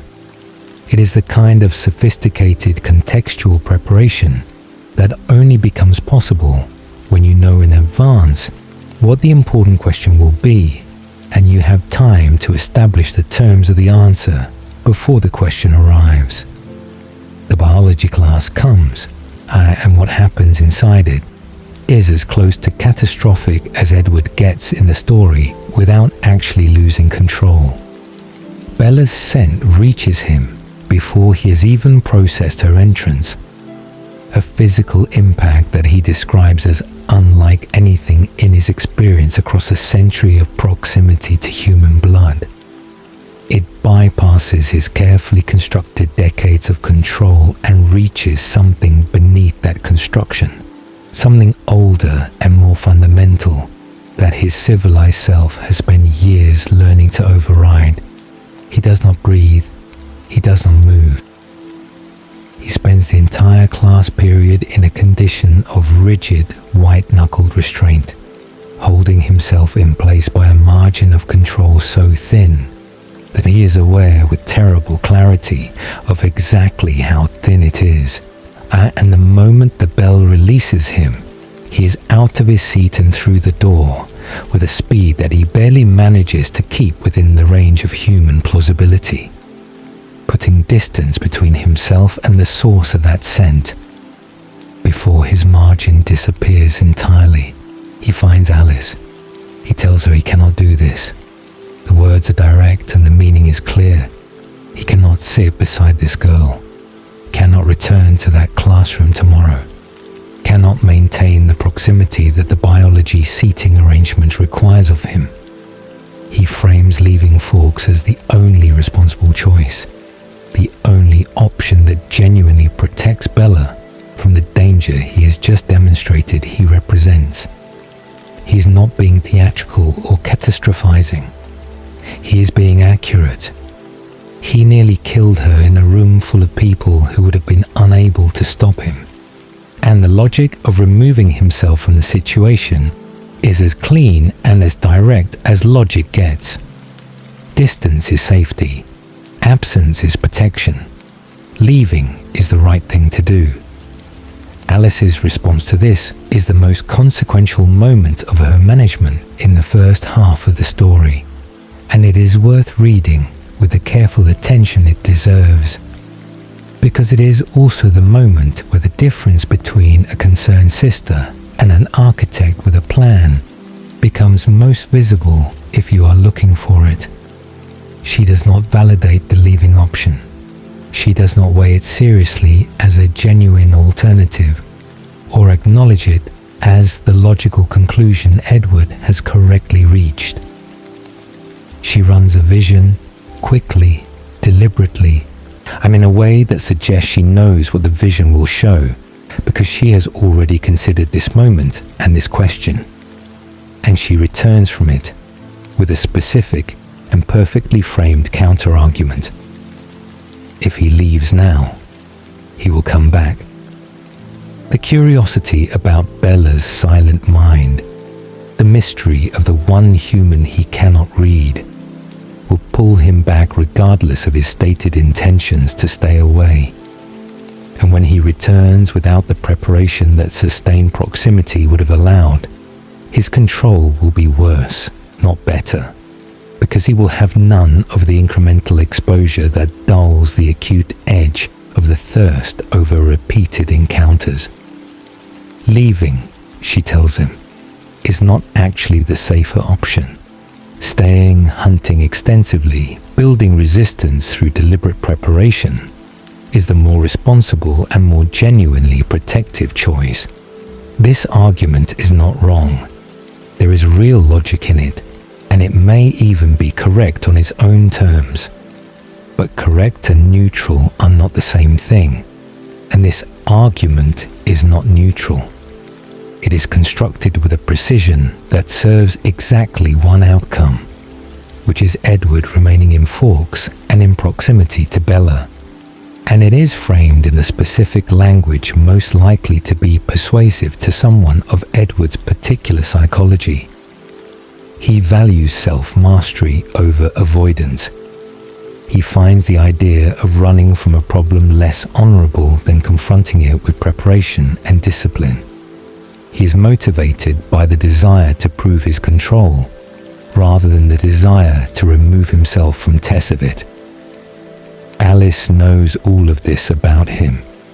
She has known it for decades, and the argument she makes in this moment is shaped precisely around the values and the self-conception that she knows will make staying feel like courage and leaving feel like weakness.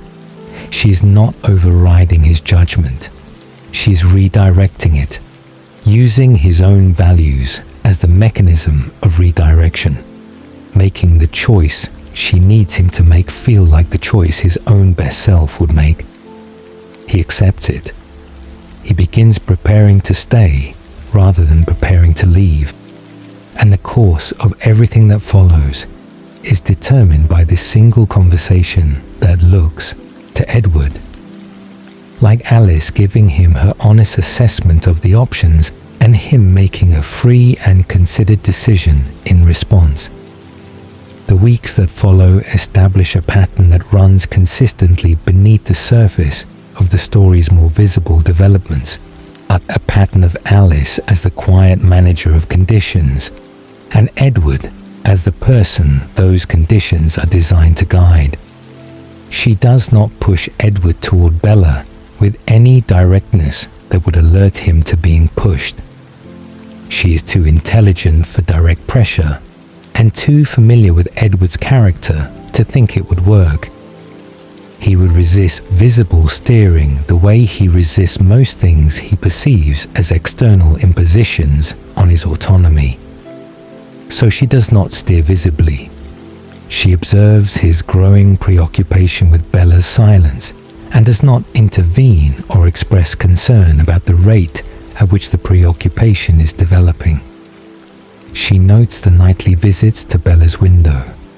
She would see them in her visions even if Edward did not tell her about them, and she does not need Edward to tell her because she has other ways of knowing, and she does not address them. She watches the obsessive quality of his attention to Bella increase week by week, the way it has moved well past intellectual curiosity and become something that is restructuring his entire experience of daily life around the question of her proximity and her safety and her unknowable thoughts. She allows all of this to develop undisturbed because the development is serving the future she is building toward. Any intervention at this stage, any expression of concern about the pace or the intensity of Edward's attachment, would risk introducing a friction that might cause him to examine what is happening more carefully and to apply the same analytical intelligence he brings to everything else to the question of whether this particular attachment is wise. Alice does not want him examining it analytically. She wants it to become established and real and felt before he has had the opportunity to reason himself out of it. So she is present when he asks for guidance and absent from the development she needs to allow to proceed on his own momentum. The Port Angeles vision is the clearest and most instructive single example of Alice's selective deployment of information in the story's first half, and it deserves to be read with full attention to what it includes and what it omits and what the omissions accomplish. Alice tells Edward ahead of time that Bella will be in danger in Port Angeles. She gives him the information he needs to follow Bella to the city, to position himself in proximity to her without Bella knowing he is there, to intervene at the critical moment when the threat from the group of men who have targeted her becomes immediate. She frames this as a safety concern, which it genuinely is. She shares the relevant information, which he genuinely does, and she allows Edward to make what feels to him like an independent decision to go to Port Angeles and watch over Bella, a decision that flows naturally from his established sense of responsibility for her safety.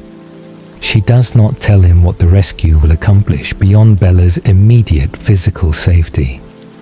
She does not tell him that Edward arriving at exactly the right moment to pull Bella from genuine danger, to be the specific person whose presence transforms a terrifying situation into a safe one, will create between them a bond of demonstrated devotion and personal debt, and shared vulnerability that no amount of adjacent seating in a biology classroom could replicate. She does not frame the rescue as an accelerant for the relationship's emotional development. She does not tell him that this moment, this specific configuration of danger and rescue, and the intimacy of the Italian restaurant afterward, where Bella will finally begin to say directly what she suspects about him, will advance the development of their relationship by weeks or months compared to its natural trajectory. She presents only the safety concern and allows Edward to walk into the rest of it, believing he made a simple protective choice. The question the theory asks about this moment is straightforward and significant. Why does Alice share this particular vision? She is selective about what she volunteers. She does not share every vision she has with everyone who might benefit from knowing it. She manages her information with awareness of what each piece will produce in the person who receives it. She shares the Port Angeles danger because the sharing produces the outcome she wants, not the physical safety outcome, though that matters, the relational outcome. Edward present, Edward as protector, Edward and Bella alone together in the aftermath of crisis in conditions that strip away the careful performance they have both been maintaining and make honesty feel more available than it has been in the controlled environment of school. The danger itself is not Alice's creation. The men in Port Angeles are acting on their own intentions, and Alice had no part in those, but Edward's presence at the danger is Alice's arrangement. And the difference between the two things is real and important, and does not entirely resolve the question of what Alice understood she was setting in motion when she gave Edward the information that sent him to Port Angeles. The family meeting unfolds according to the same structural logic that governs everything else in this period. Alice pushes for Bella to meet the family. She frames it as the natural progression of a situation that has already developed beyond the point where Bella's existence in their lives can be treated as an external and temporary thing. She positions it as an opportunity for integration, for honesty, for everyone, including Bella, to understand more clearly what they are all choosing to be part of. She arranges the meeting and manages its conditions, choosing the timing with the awareness of someone who has seen in her visions what the meeting will accomplish and has selected the moment when it will accomplish it most effectively. The meeting is genuine in every way that matters. The Cullens bring their authentic selves. Esme's warmth is real. Emmett's humor is real. Jasper's careful watchfulness is real. Rosalie's hostility is real. And importantly, Bella's response to that hostility is real too. Direct and unintimidated and honest in a way that demonstrates something about her character that Alice has presumably already factored into her assessment of why Bella is the right person for the future she is building. Rosalie's resistance is not an obstacle to Alice's plan. It is a test that Bella passes, and passing it deepens the respect of the family members who are watching. And that deepened respect is another thread, another connection, another element of the web of belonging that makes Bella's eventual full integration feel like continuation rather than transition. The baseball game invitation arrives with Alice's characteristic warmth and genuine excitement. And this is perhaps the most elegant thing about how Alice operates. She does not need to manufacture enthusiasm for the game or for sharing it with Bella, because the enthusiasm is real. She genuinely loves the Storm games. She genuinely enjoys Bella's company and wants to share something rare and extraordinary with someone she has come to care about. The invitation is delivered with an authenticity that requires no performance because it requires none. Everything Alice feels about the game and about Bella is exactly as it appears. What is not exactly as it appears is Alice's knowledge of what attending the game will set in motion. She's been having visions around the game for days. Visions she has described to Edward as showing something at the edges that she cannot quite see clearly. An uncertainty she has characterized as the normal static of incomplete futures in flux. She has not described these visions in full. She has not told Edward everything the incomplete images suggest about what the game will introduce into their lives.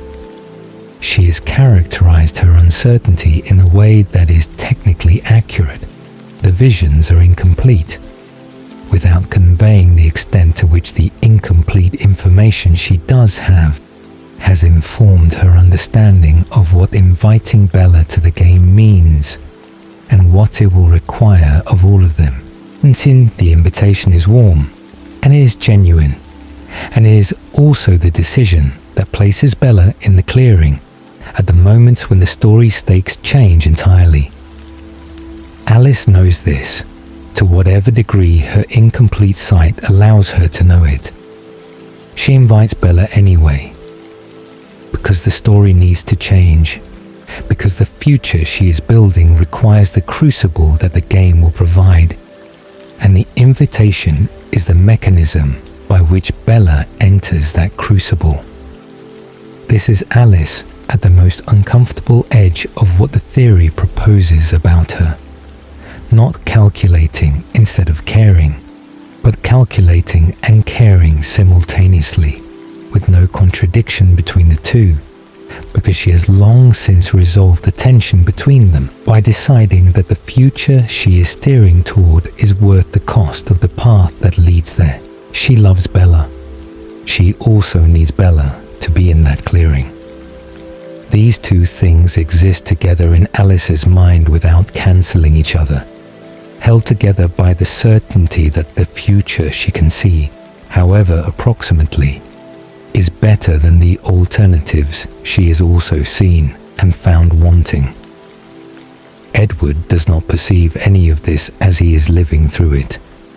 He is too thoroughly inside the conditions Alice has created, too genuinely and deeply caught in the attachment that has grown up around him while he was focused on understanding it, rather than noticing what was cultivating it. He believes at every stage that he is making free choices. He is making free choices.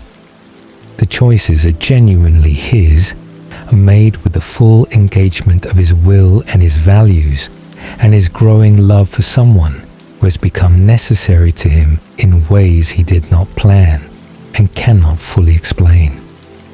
What he doesn't know is that the environment inside which he is making these choices has been carefully and patiently tended by someone who understood long before he did that he would make exactly these choices if the conditions were exactly right, and who spent years making the conditions exactly right, because she had seen the future they would produce and had decided it was the one worth building toward. This is the shape of Alice's management across the story's first movement. Not a single dramatic intervention, but a continuous, low friction, largely invisible cultivation of conditions. A word placed here, a vision shared there, a concern not raised when raising it might cause examination, a meeting arranged, an invitation extended, the accumulated weight of small decisions made by someone who knows where they lead, creating a current so gentle and so consistent that the people moving in it experience it as their own free navigation through a world that simply, fortunately, keeps presenting them with the choices they would have chosen anyway. It leaves no fingerprints because it requires no force. It requires only patience and knowledge and the willingness to let the people you love believe they are writing their own story while you hold the pen just out of sight. There is a sequence of events in Midnight Sun that the story presents as the consequence of a failure. Alice's failure to see clearly enough, quickly enough, in time to prevent Bella from walking out of a Phoenix hotel room and directly into the hands of a vampire who has spent weeks planning her death with the patient. Methodical pleasure of someone who has been perfecting the art of hunting for longer than most civilizations have existed. The failure is explained through the established mechanics of Alyssa's limitation regarding Bella. The blur, the static, the persistent opacity of Bella's shield interfering with Alice's sight at precisely the moment when clarity was most urgently needed. The explanation is internally consistent. It fits neatly inside the framework the story has been building around Alice's blind spot since the first morning she described Bella as fuzzy and indistinct in her visions. It arrives at exactly the moment an explanation is needed, and it provides exactly the coverage that moment requires. The theory does not accept this explanation as complete. It does not argue that Alice fabricated the failure, or that the blur around Bella's decisions is not real, or that Alice felt nothing about what happened to Bella in that studio. What it argues is more careful and more specific than any of those simpler claims. It argues that an explanation of failure, offered at the moment of maximum need for such an explanation, by someone who has demonstrated across the full preceding story a remarkable and consistent capacity for managing which information surfaces and when and in what framing, deserves to be examined with the same attention that has been applied to everything else Alice does. Because if the ballet studio is not a failure but a decision, and if the incomplete intervention is not a limitation but a choice, then is the most consequential and the most morally serious choice Alice makes in the entire story. And it changes the meaning of everything that comes before it and everything that follows it. Begin with the full reconstruction of what happens, because the details matter in ways the story's surface reading does not fully illuminate. James targets Bella at the baseball game. The moment her scent reaches him across the rain-soaked clearing, something shifts in his thinking that Edward reads with immediate and terrible precision. James is not simply responding to hunger. He is responding to the configuration of the situation, which his centuries of predatory experience have taught him to read as a specific and irresistible kind of opportunity. A human girl surrounded by a large and obviously protective coven, clearly valued by one member of that coven, with an intensity that registers immediately as something beyond casual attachment or convenient companionship. This is not ordinary prey. This is a challenge.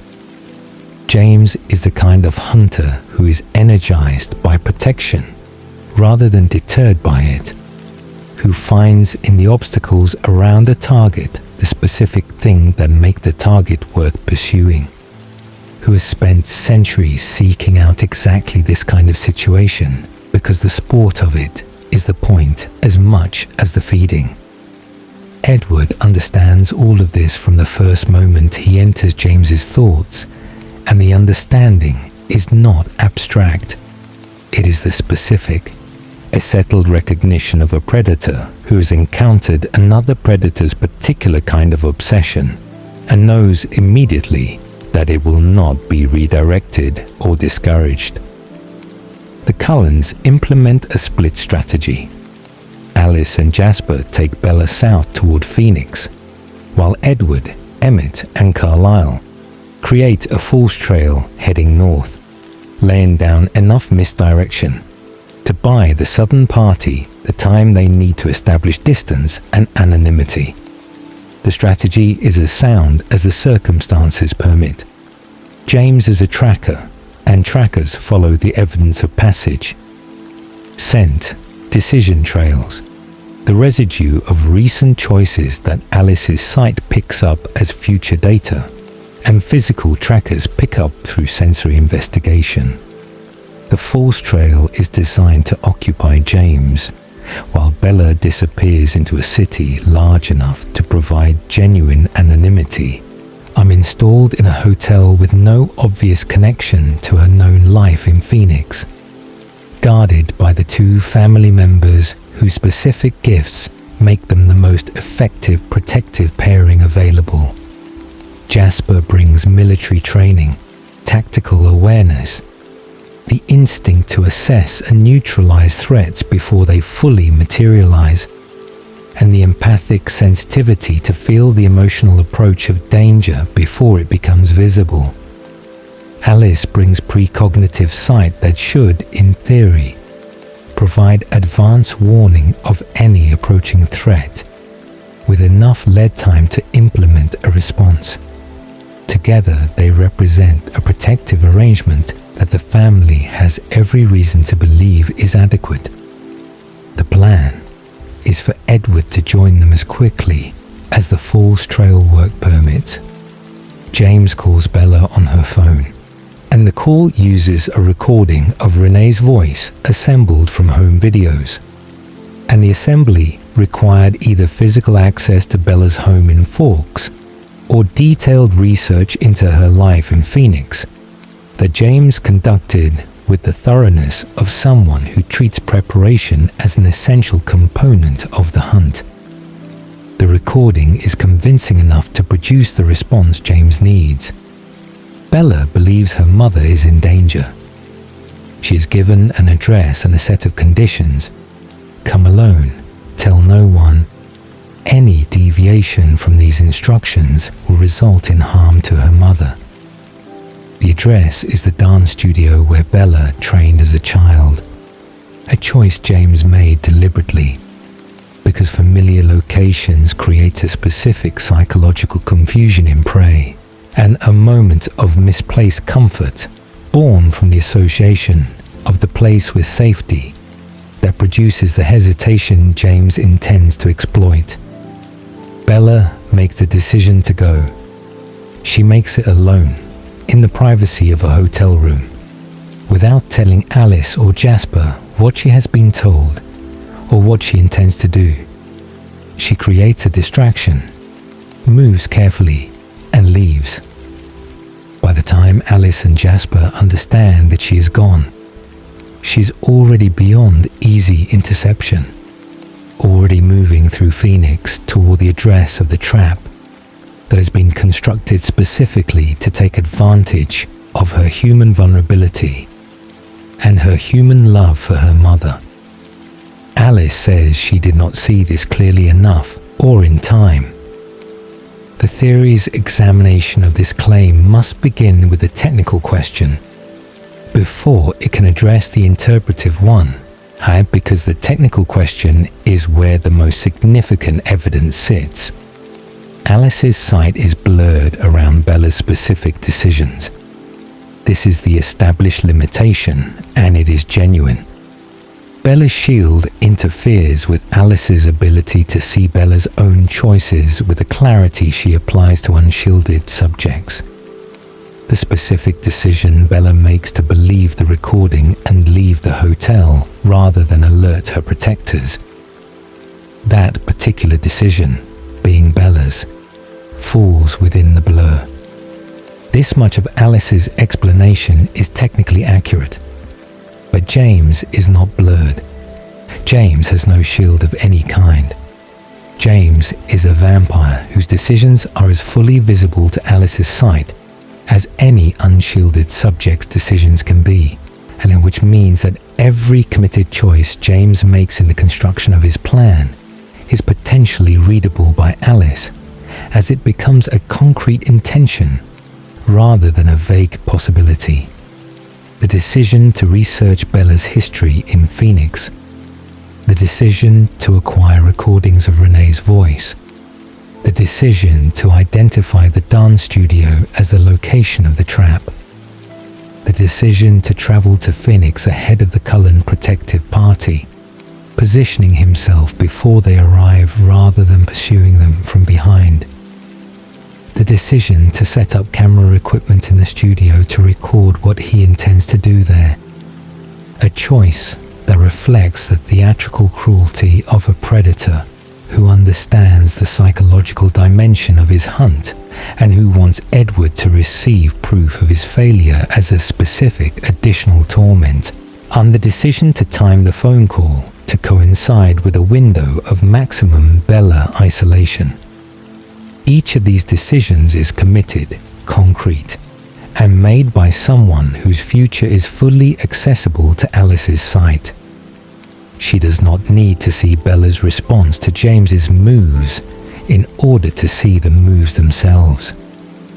She only needs to look at James, and James is entirely available to her. If Alice could see James constructing the trap, and the mechanics of her gift as they have been established throughout the story suggest strongly that she could.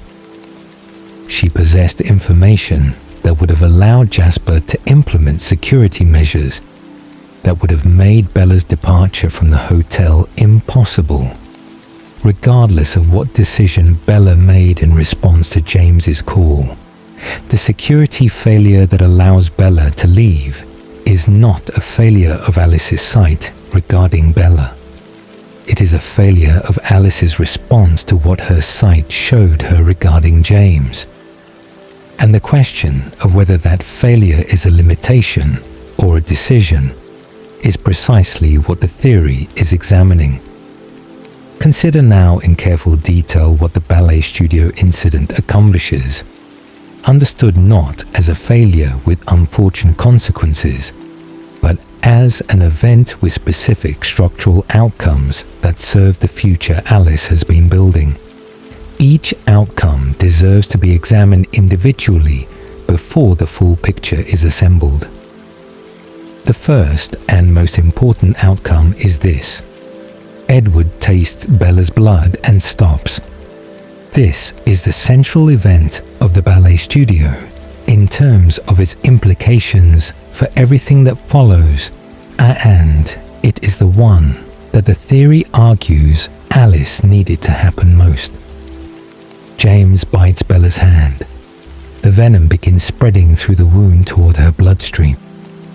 Carlyle, arriving in the studio, assesses the situation with the rapid precision of a physician who has been practicing medicine for centuries and tells Edward what must be done. The venom must be removed. Edward must put his mouth to the wound and draw it out. And Edward, who has constructed his entire self-understanding around the conviction that he cannot be trusted with Bella's blood under conditions of extreme temptation, must perform exactly the action he has always believed would be the end of her. He does it. This is the fact that changes everything. He drinks her blood, her specific blood, the blood that has been calling to him since the first day in biology, with a force unlike anything in his century of existence. And then he stops. Carlyle's voice reaches him at the edge of the abyss, and he pulls back. He demonstrates, in the most extreme conditions the situation could possibly provide, that the thing he has always believed he could not do is in fact something he can do. The empirical evidence of his own capability exists now. It cannot be argued away or qualified out of relevance. He bit her, he drank, he stopped. Before the ballet studio, Edward's belief about whether he could transform Bella without killing her is entirely theoretical, and the theory is negative. He believes he is not capable of beginning the process and then exercising the control required to complete it safely rather than fatally. And this belief is one of his most persistent and most sincere objections to transforming her himself. One of the reasons he considers requesting that Carlyle perform the transformation when the time comes. One of the things that makes the transformation question feel unresolved and dangerous in ways that go beyond Bella's choice about whether she wants it. He does not know if he can do it. He fears he cannot. After the ballet studio, this is no longer the question. He has done the hardest possible version of the relevant test. He has drunk her blood while she was injured and bleeding and unconscious, and the full sensory reality of the thing he has been resisting was available to him without any of the normal barriers of clothing and distance and deliberate breath management. And he stopped. The capacity exists. Alice, who has been watching Edward for decades, and who has been working toward the future in which he is the one who transforms Bella, now has that empirical confirmation available as a settled fact in the architecture of what is possible. The second outcome is equally significant for the direction of the story. Bella is confronted with her own mortality in a way that removes abstraction entirely. There is a meaningful difference between understanding intellectually that your human vulnerability places you in danger and lying broken on the floor of a dance studio with a fractured leg and a vampire bite on your hand and blood pooling around you in a room full of shattered mirrors. Before Phoenix, Bella understands her danger the way someone understands a statistical risk. Real, acknowledged, but not yet felt in the body as physical memory. After Phoenix, that understanding is embodied. It lives in her as the specific sensation of what it feels like to be at the mercy of a predator without the protection of the people who have been keeping her safe. The transformation question, which has been philosophical and forward-looking in all of their previous conversations about it, acquires a new quality of urgency that philosophy cannot produce and only experience can deliver. The third outcome concerns the entire family's relationship to the question of Bella's long-term status. Before Phoenix, the family can maintain a workable distance from the hard and uncomfortable questions about what it means that a human girl knows their secret and lives adjacent to their world. The questions are present, but they are not pressing.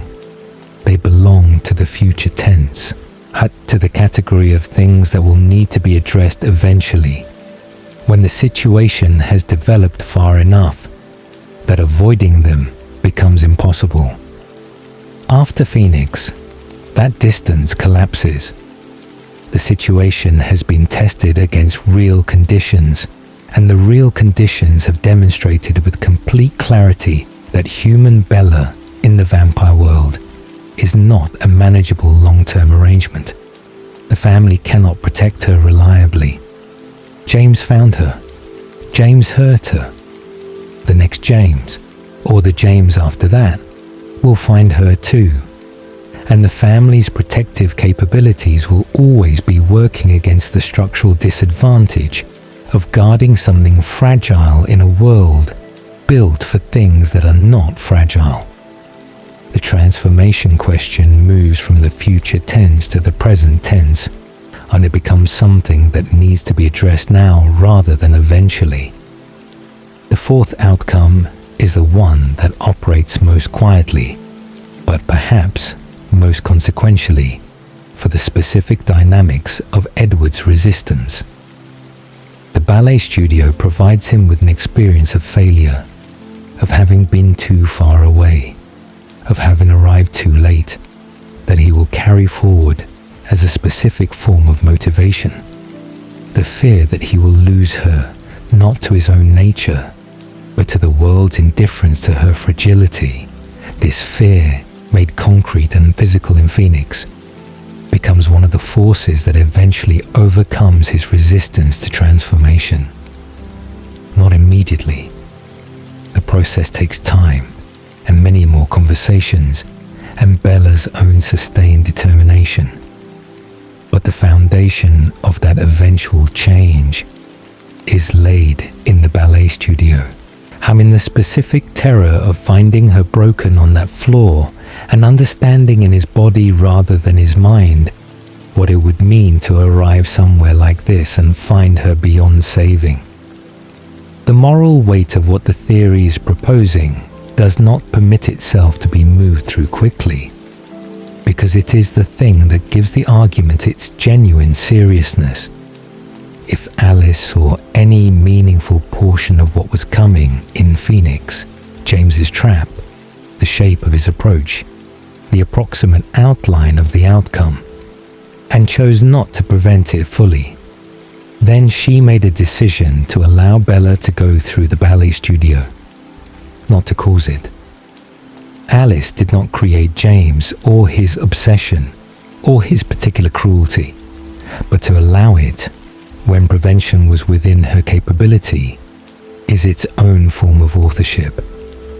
the broken leg, the blood loss severe enough to require transfusion, the head trauma that left Bella confused and fragile in the days that followed, the specific psychological experience of being alone with a predator who hurt her carefully and deliberately while recording the process for Edward's benefit, the terror of believing her mother was in danger, a terror Bella chose to walk into rather than allow her mother to be harmed.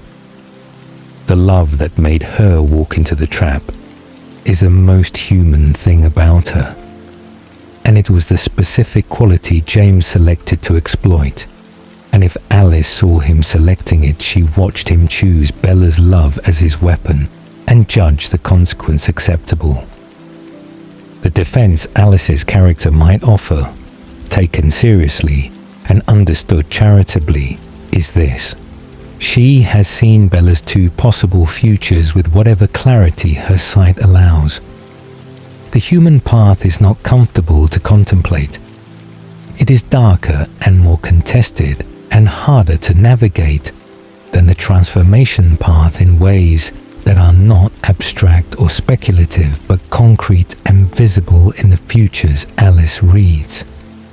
The threats that accumulate around human Bella in the vampire world are real, and Alice can see them clearly because they involve vampires whose decisions are fully available to her sight.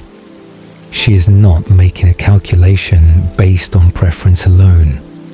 She is making a calculation based on evidence, on the repeated and consistent vision of a human future that contains more harm than the transformation future does, and she has decided that the cost of the path through the ballet studio is a cost worth accepting, because the alternative is a longer accumulation of smaller costs that adds up to something worse. This is not the logic of cruelty. It is the logic of protective love extended past the boundary where it should have stopped, past the point where the person being protected retains meaningful agency over the protection being provided. Alice loves Bella. The theory is insistent on this because it matters. The love is real and it is not performed, and it does not cancel the calculation, but it exists alongside it, genuinely and completely, in the same mind that decided the ballet studio was a necessary chapter in the story she was writing. She may have wept for what Bella suffered in that room. The sincerity of her affection makes this entirely plausible. She may have held Bella afterward with a tenderness that was completely unfeigned, feeling the weight of what had been allowed to happen, and the grief of it, and the love that made the grief possible. And underneath all of that, in the settled and protected space where her deepest certainties live, the place that Edward cannot read and Jasper cannot feel with precision, and no one in the family has ever fully accessed. She may have known that it was necessary, that it served the future, that the future it served is the one worth building, the one in which everyone she loves survives and finds their way to something that resembles peace. Both of these things, the grief and the certainty, can be true simultaneously, and they can occupy the same person without contradiction, when that person has long since decided that love and architecture are not opposing forces but complementary ones, that caring for someone and knowing better than they do what path they need to walk can coexist in the same action without either of them being false. This is what makes the ballet studio the moral center of the theory and the most genuinely complicated moment in Alice's story. Not because it reveals her as secretly cold or fundamentally duplicitous, but because it reveals her as someone in whom warmth and calculation have been operating together for so long that they have become indistinguishable from each other, on someone whose love for the people around her and her certainty about what is best for them have fused into a single orientation that she experiences as simply knowing what needs to happen and making it happen because she loves them and because she can. The hinge turns. The story moves through Phoenix and out the other side into a future that looks, to everyone living in it, like the natural consequence of events that unfolded without design. Edward proved his capability. Bella understood her vulnerability. The family understood their inability to protect her indefinitely in her human form. The transformation question acquired the urgency it needed to eventually produce the answer Alice has been working toward. Whether she saw the hinge coming or whether it arrived as the genuine product of her genuine limitation, the outcome is the one the future required. And in the story of a woman who has spent her entire existence making shelters out of whatever the situation provides, the consistency between what happened and what needed to happen is the detail that the theory asks you to hold quietly as you let the rest of the night settle around you. There is a relationship at the center of the Cullen family that receives less analytical attention than it deserves, perhaps because it is quieter than the relationships that surround it, less dramatically visible, less defined by the kinds of conflict and resolution that draw the eye and hold it. Edward and Alice, the mind reader and the seer, the one who knows what everyone around him is currently thinking, and the one who knows where those thoughts are tending, what futures they are building toward, what consequences they are setting in motion before the people thinking them have any awareness that consequences are already in motion. Taken separately, each of these gifts is extraordinary in its own right, significant enough to reshape entirely the experience of everyone who carries it. Taken together, in the sustained proximity of a shared household and a shared existence across decades, in a relationship of genuine mutual love and deep intellectual intimacy, built on the specific foundation of what their gifts make possible between them. They constitute something that has no real equivalent anywhere else in the story, and very little equivalent anywhere in the broader canon. The theory has been building, across the preceding acts, an argument about Alice's management of the people and events around her. Here it has examined the mechanics of her gift, the deliberate architecture of the family's positioning decisions, the strategic implications of Bella's opacity, the specific choreography of the first meeting and its aftermath, and the darkest possible reading of the ballet studio incident. Each of these arguments has treated Alice primarily as an individual actor, someone making individual decisions and managing individual pieces of information in service of a long-term intention. But Alice does not operate in isolation. She operates inside a relationship that shapes both what she is capable of doing and what she must do in order to do it without detection. She operates inside a perceptual partnership that is also the primary constraint on her autonomy, and understanding how she has navigated that constraint, how she has turned the limitation of Edward's access to her thoughts into yet another element she has learned to work within and around, is what completes the picture the theory has been assembling.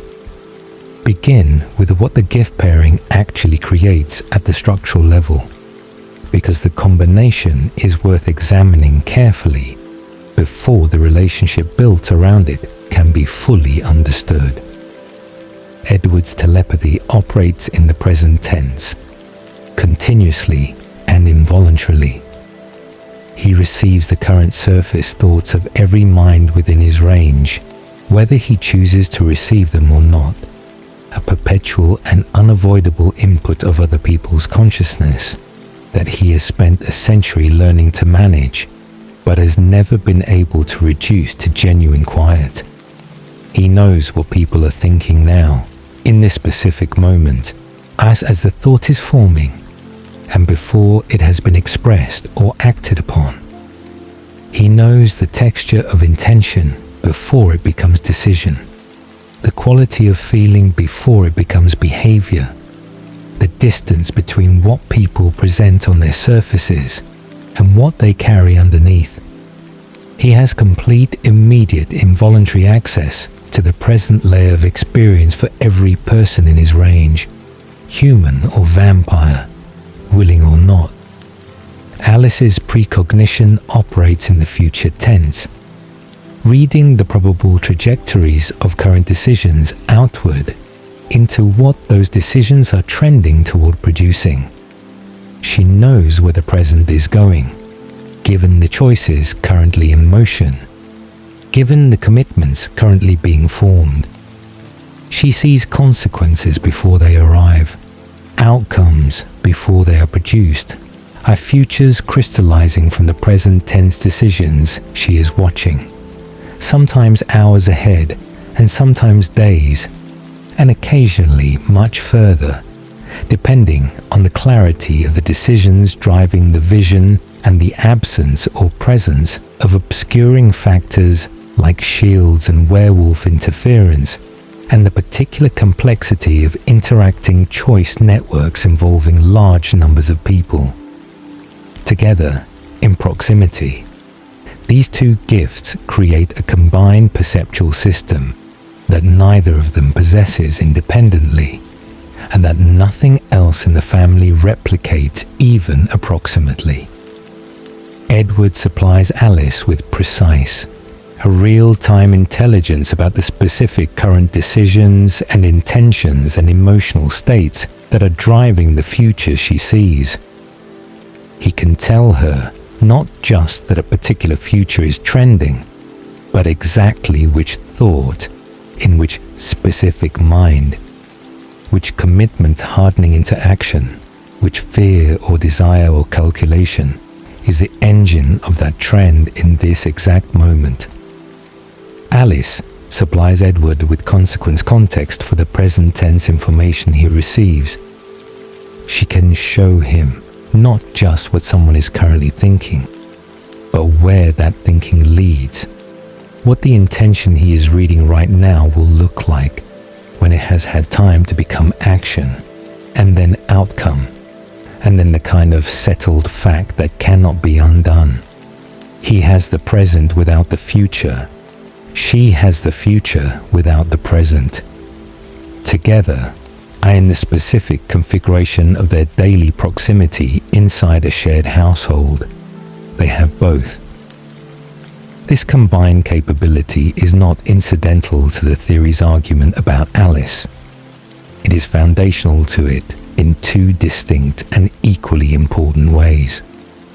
The first is that Alice chose the Cullen family, followed her visions toward this specific coven, with the deliberateness of someone who understood what she was navigating toward.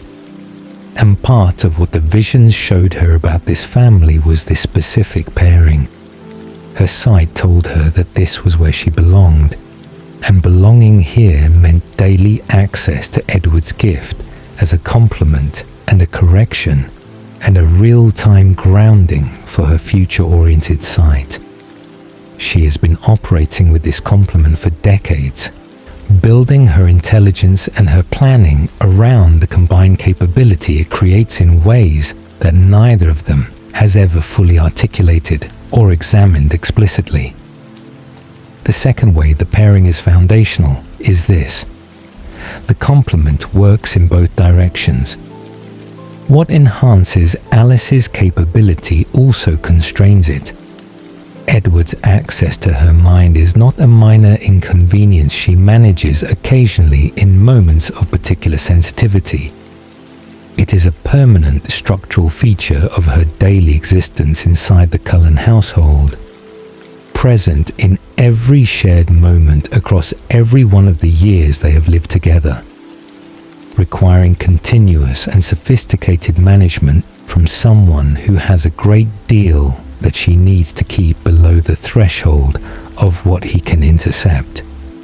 Edward reads minds, and Alice's mind is among those he reads, and this means that Alice cannot think about her visions privately when Edward is present, which in a household of 6 vampires with no biological need for sleep and minimal reason for sustained physical separation means essentially always.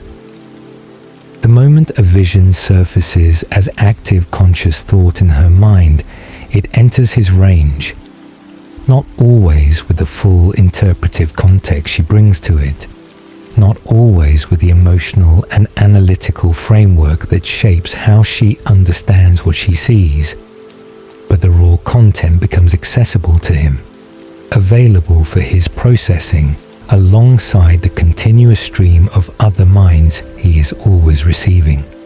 He does not always intercept everything that passes through Alice's mind with equal fidelity. The stream of input from multiple minds simultaneously means his attention is distributed and not everything receives equal processing. But he is capable of focusing on her specifically when something alerts him to do so, and over decades of shared existence, he has developed an involuntary attunement to the specific texture of her thought. That means significant visions register in his awareness, even when he is not actively attending to her. This is the central technical challenge of Alice's operation, and it is worth sitting with him full, rather than moving past it quickly. She cannot have private thoughts around Edward in any simple sense. She cannot sit beside him and reason through the implications of what she has seen about Bella and the future she is building without that reasoning entering his range if it rises to the level of active conscious processing. The constraint is real, and it is continuous, and it has shaped the entire architecture of how she manages the information she carries. Over decades of living inside this constraint, Alice has developed a discipline around cognitive management that is remarkable in its sophistication, and that represents in its own right a form of self-mastery as extraordinary as anything Edward has achieved in his management of his thirst. The key skill is not suppression. Suppression creates a specific and recognizable quality of deliberate silence, a too-controlled blankness in the stream of consciousness that Edward's gift would register immediately as the shape of something being actively withheld. A mind that is conspicuously not thinking about something is, in its own way, thinking about it, and Edward would hear that quality as clearly as he would hear explicit thought. Suppression is not available to Alice as a management tool. What is available is stratification. The careful, practiced, deeply habitual management of what occupies the active layer of consciousness versus what has been absorbed deeply enough into settled background knowledge that it no longer generates active cognitive processing, requiring current attention. There is a meaningful and real distinction between thinking about something and knowing something. And thinking about something brings it into the foreground of consciousness, into the active processing layer where it generates the kind of vivid, current cognitive content that Edward's gift most effectively intercepts. Knowing something, holding it as settled and absorbed fact that no longer requires active attention because it has been sufficiently worked through and accepted and integrated into the background architecture of the mind, keeps it below the threshold of what broadcasts with the clarity and immediacy that Edward can read most precisely. Alice has learned, through decades of living under continuous telepathic proximity, to move the most sensitive elements of her knowledge into this second category. Not to hide them in any way that would register as hiding, but to let them settle deeply enough into the background of her mind that they no longer surface as active thought unless she specifically chooses to bring them forward. This is the discipline that makes everything else possible. It is the foundation on which her management of Edward's access is built. The skill that allows her to present him with genuine transparency about the portions of her knowledge she is comfortable sharing, while the deeper layer of what she knows and has planned and has decided remains in the settled background, where his gift reaches least effectively. Consider now the specific emotional dimension of the challenge, because Edward reads not only the content of thoughts, but their feeling. And this is the dimension that creates the greatest risk of detection. He knows the difference between someone who is genuinely uncertain and someone who is performing uncertainty. He knows the emotional signature of discovery, of receiving new information, of being surprised by a vision you did not expect. He knows how these feel in the mind of the person experiencing them, and he knows how they differ from the emotional texture of managed revelation, of choosing when to release information you have been holding, of presenting a finding as fresh when it is in fact long settled. He has read enough minds across enough decades to recognize these distinctions with a precision that makes performed emotional states difficult to sustain around him for any length of time. Most people who attempt to deceive Edward are found out not because he catches the explicit lie, but because he catches the specific feeling of lying, the emotional quality of managing a presentation, which has a different texture from the emotional quality of spontaneous truth. Alice manages this through a strategy that is simpler than it might appear and more elegant than any deliberate construction could be. She presents genuine emotions at the active surface level, allows them to be what Edward reads, and trusts that the genuine emotions are sufficient cover for the deeper layer that does not need to surface because it is not being actively processed. When she tells Edward that Bella is frustratingly blurry in her visions, the frustration is real, the limitation is real. The genuine emotional texture of dealing with an imprecise perceptual input that she cannot resolve no matter how she attends to it is fully present in her active consciousness when she describes it, because it is a genuine feature of her experience with Bella's shield. Edward reads authentic frustration because she is experiencing authentic frustration. He does not also read the settled certainty underneath the frustration, because that certainty has long since stopped generating active emotional content that broadcasts. It has become part of the furniture of her mind rather than an active feeling she is currently having. This is not a performance. It is not even precisely a strategy in the sense of a deliberately constructed approach to a specific problem. It is the natural outcome of decades of living in close telepathic proximity to someone whose gift makes privacy impossible at the surface level, producing through long practice a habitual cognitive architecture that keeps active thought aligned with what she is willing to share and settled knowledge below the threshold of what she is not. Alice did not design this system.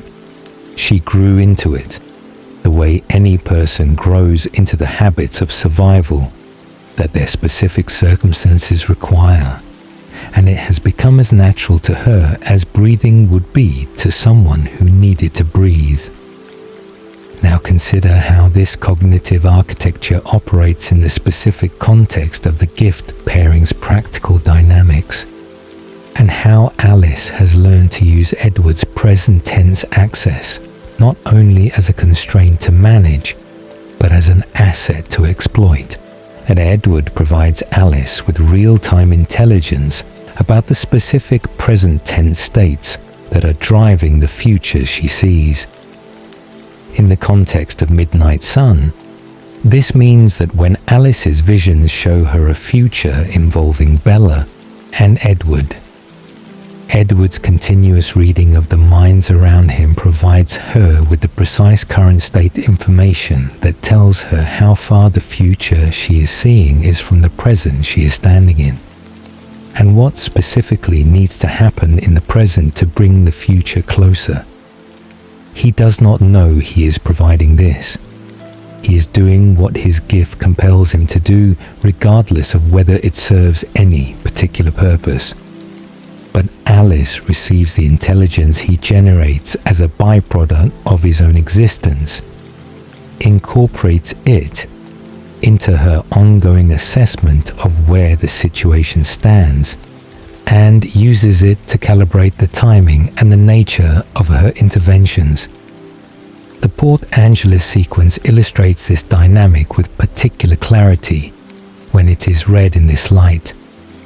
Alice gives Edward the information that sends him to Port Angeles, frames it as a safety concern, and watches him go. On his return, in the immediate aftermath of the rescue and the Italian restaurant, and the conversation in which Bella first begins to speak directly about what she suspects about Edward's nature, and Alice reads through Edward's consciousness. Because he is physically present, and his thoughts are running over the evening with the intensity of someone who has just experienced something that has restructured his understanding of a relationship he has been trying to keep at intellectual distance. The precise current state of what the Port Angeles evening has produced between them.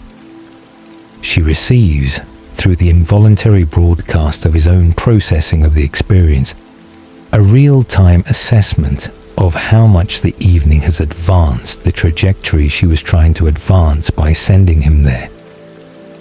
She does not need to ask. She does not need to run a new vision, though she will run one to confirm. She can simply read the current state of the situation through the mind of the person whose experience of it matters most, because that person is standing in her range and his thoughts are running without filter or guard. This is the partnership operating as a complete system. Alice creates conditions. Edward moves through those conditions in ways that his nature and his gifts make essentially predictable. And his movement through the conditions provides Alice with the feedback she needs to assess whether the conditions produce the intended result and what the next step requires. The loop is closed. The system feeds itself, and Alice is the only participant in it who understands its full shape. Jasper's position in this dynamic deserves extended attention because it is the most complex element of the partnership and the place where Alice's management faces its most technically difficult challenge, and because how she navigates that challenge reveals more about the depth of her self-awareness than anything else in the story. Jasper's empathic ability gives him a form of access to Alice that bypasses the cognitive level where her management primarily operates. He does not read her thoughts. He feels her emotional states with a directness and precision that is not mediated by what she chooses to present at the surface of her consciousness. His perception reaches beneath the presentation to the felt reality underneath, the actual internal texture of what she is experiencing, including the texture of things she is not actively thinking about. In principle, this should make Alice's concealment of her deeper certainty extraordinarily difficult to sustain around him. He should feel the difference between genuine uncertainty and settled certainty being held below the surface. He should register the particular emotional quality of managed knowledge, the specific texture that distinguishes not knowing from not saying. The theory's examination of why this does not produce detection rests on understanding the specific way Jasper has learned to read Alice across the decades of their partnership, because the reason is not that he lacks the sensitivity to notice. The reason is that the pattern he has learned to read has made a certain quality of settled certainty feel like a normal feature of Alice's presence, rather than a signal requiring investigation. Jasper has lived beside Alice through years that tested their partnership in ways that most relationships never face. He has relied on her sight in situations where the consequences of that sight being wrong would have been irreversible and fatal. He has found her reliable, not occasionally, not mostly, but with a consistency that has become the baseline expectation of his experience of her.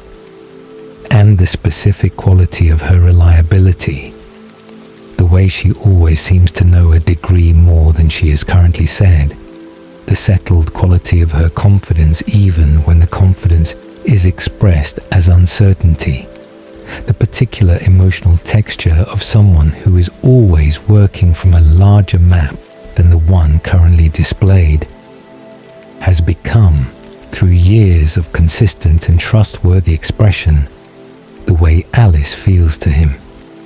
It is the signature of her presence. It is what it means to stand in the emotional field of someone whose gift gives her access to information that ordinary present tense experience does not provide. He has categorized this quality as her gift expressing itself, rather than as concealment operating. And this categorization is not unreasonable given his experience. Every significant time he has registered this quality of settled knowingness in Alice and trusted it rather than interrogating it, the outcome has vindicated the trust. She has been right.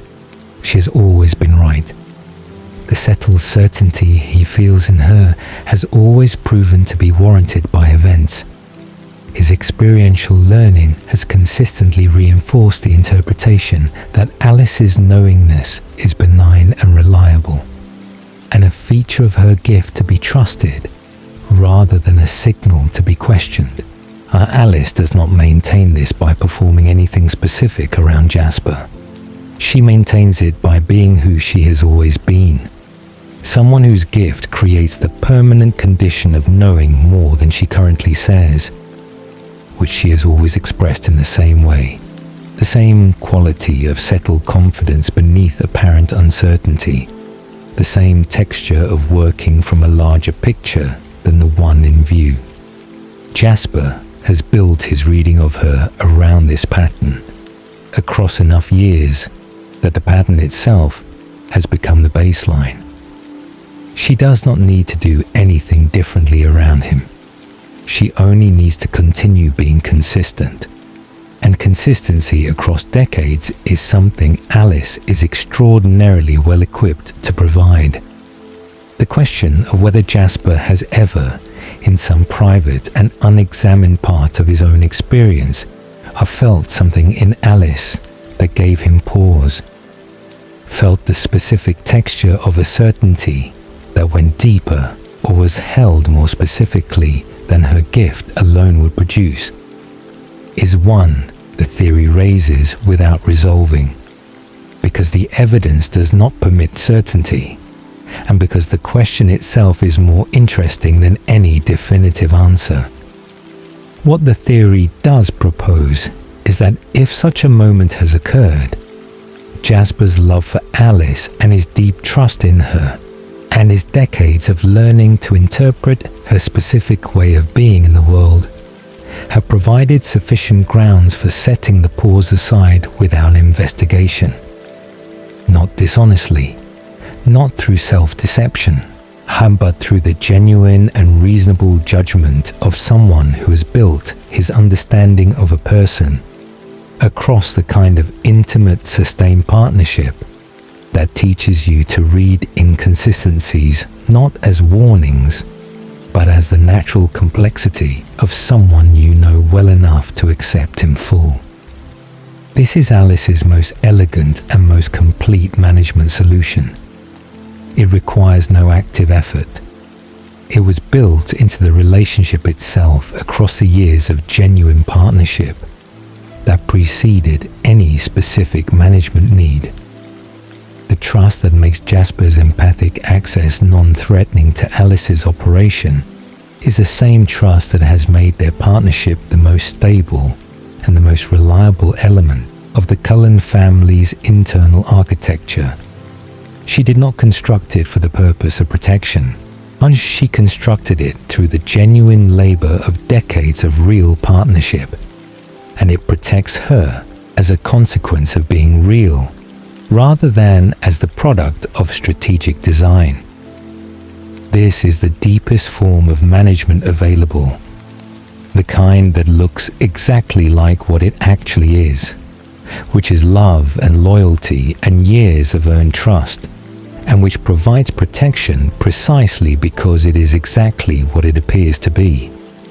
The prom sequence and Jacob's warning appear in the story's final movement as what looks like an external disruption to the evening's momentum, an obstacle arriving from outside the developing relationship in the form of Billy Black's concern delivered through his son. Read through the framework of the gift partnership, and the sequence reveals something more specific about how Alice manages the timing of disruptions as carefully as she manages the timing of everything else. Alice sees Jacob's approach before he arrives.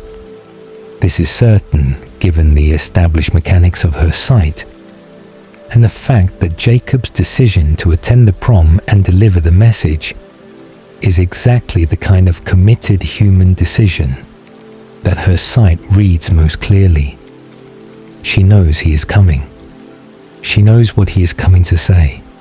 She knows what the message contains and what its intent is and what effect it is designed to produce in Bella. She also knows, from the combined intelligence of her own visions and the real-time broadcast of Edward's reading of the situation, and that the relationship between Edward and Bella at this stage of the prom evening is established deeply enough that the message will not accomplish what Billy intends it to accomplish.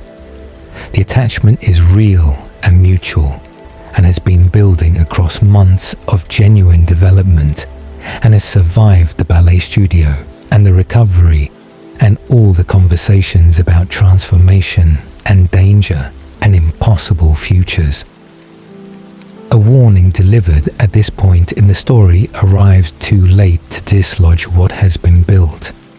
It will be felt, taken seriously in Bella's specific conscientious way, turned over in her mind with the weight she gives to all obligations and all loyalties, and it will ultimately change nothing, because the thing it is trying to redirect is already too fundamental to who she is, and what she has chosen to be redirected by a second-hand message from someone who loves her, but cannot see what she can see about what she is choosing and why.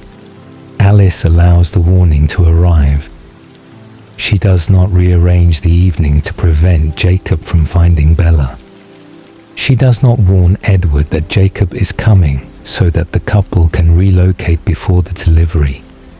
She allows the disruption to occur at the moment it naturally arrives, which is a moment she has assessed as a moment of minimum impact. The warning is received. It is processed. It is absorbed into the weight of a relationship that is strong enough to absorb it. And then the evening continues, and the prom continues, and Edward tells Bella he loves her on the dance floor. And the warning from Billy Black settles into the background of all the things Bella carries, without cancelling any of the more immediate and more personally felt things she is also carrying. Prevention, would have left the warning as an undelivered possibility that might have been delivered later, at a more vulnerable moment, in circumstances less favorable to its absorption being gentle. Reception at the right moment closes the question. The warning is given its due and then overtaken by the weight of what surrounds it. Alice manages even the obstacles to her plan by timing their arrival with the same precision she applies to the arrival of the things she more directly controls. Edward does not perceive any of this as management. He never has across the full span of the story, and this is perhaps the most telling detail of all. He is a man who can read every mind he encounters, who has spent a century developing the sensitivity to distinguish authentic experience from performed experience, genuine uncertainty from managed certainty, spontaneous truth from calculated revelation. He has all of these capabilities, and he has had them for decades, and he has been directing them continuously and involuntarily at the mind of the person who has been managing him most consistently and most consequentially. And he has not seen it. He has not seen it because Alice is genuinely good at what she does, and because the genuine love that underlies everything she does provides the most effective possible cover for the architecture beneath it. And because the specific gift pairing that makes her management both necessary and possible has given him access to exactly the layer of her consciousness she's always been comfortable sharing, which is the layer that presents itself as transparent and has always behaved as though it is.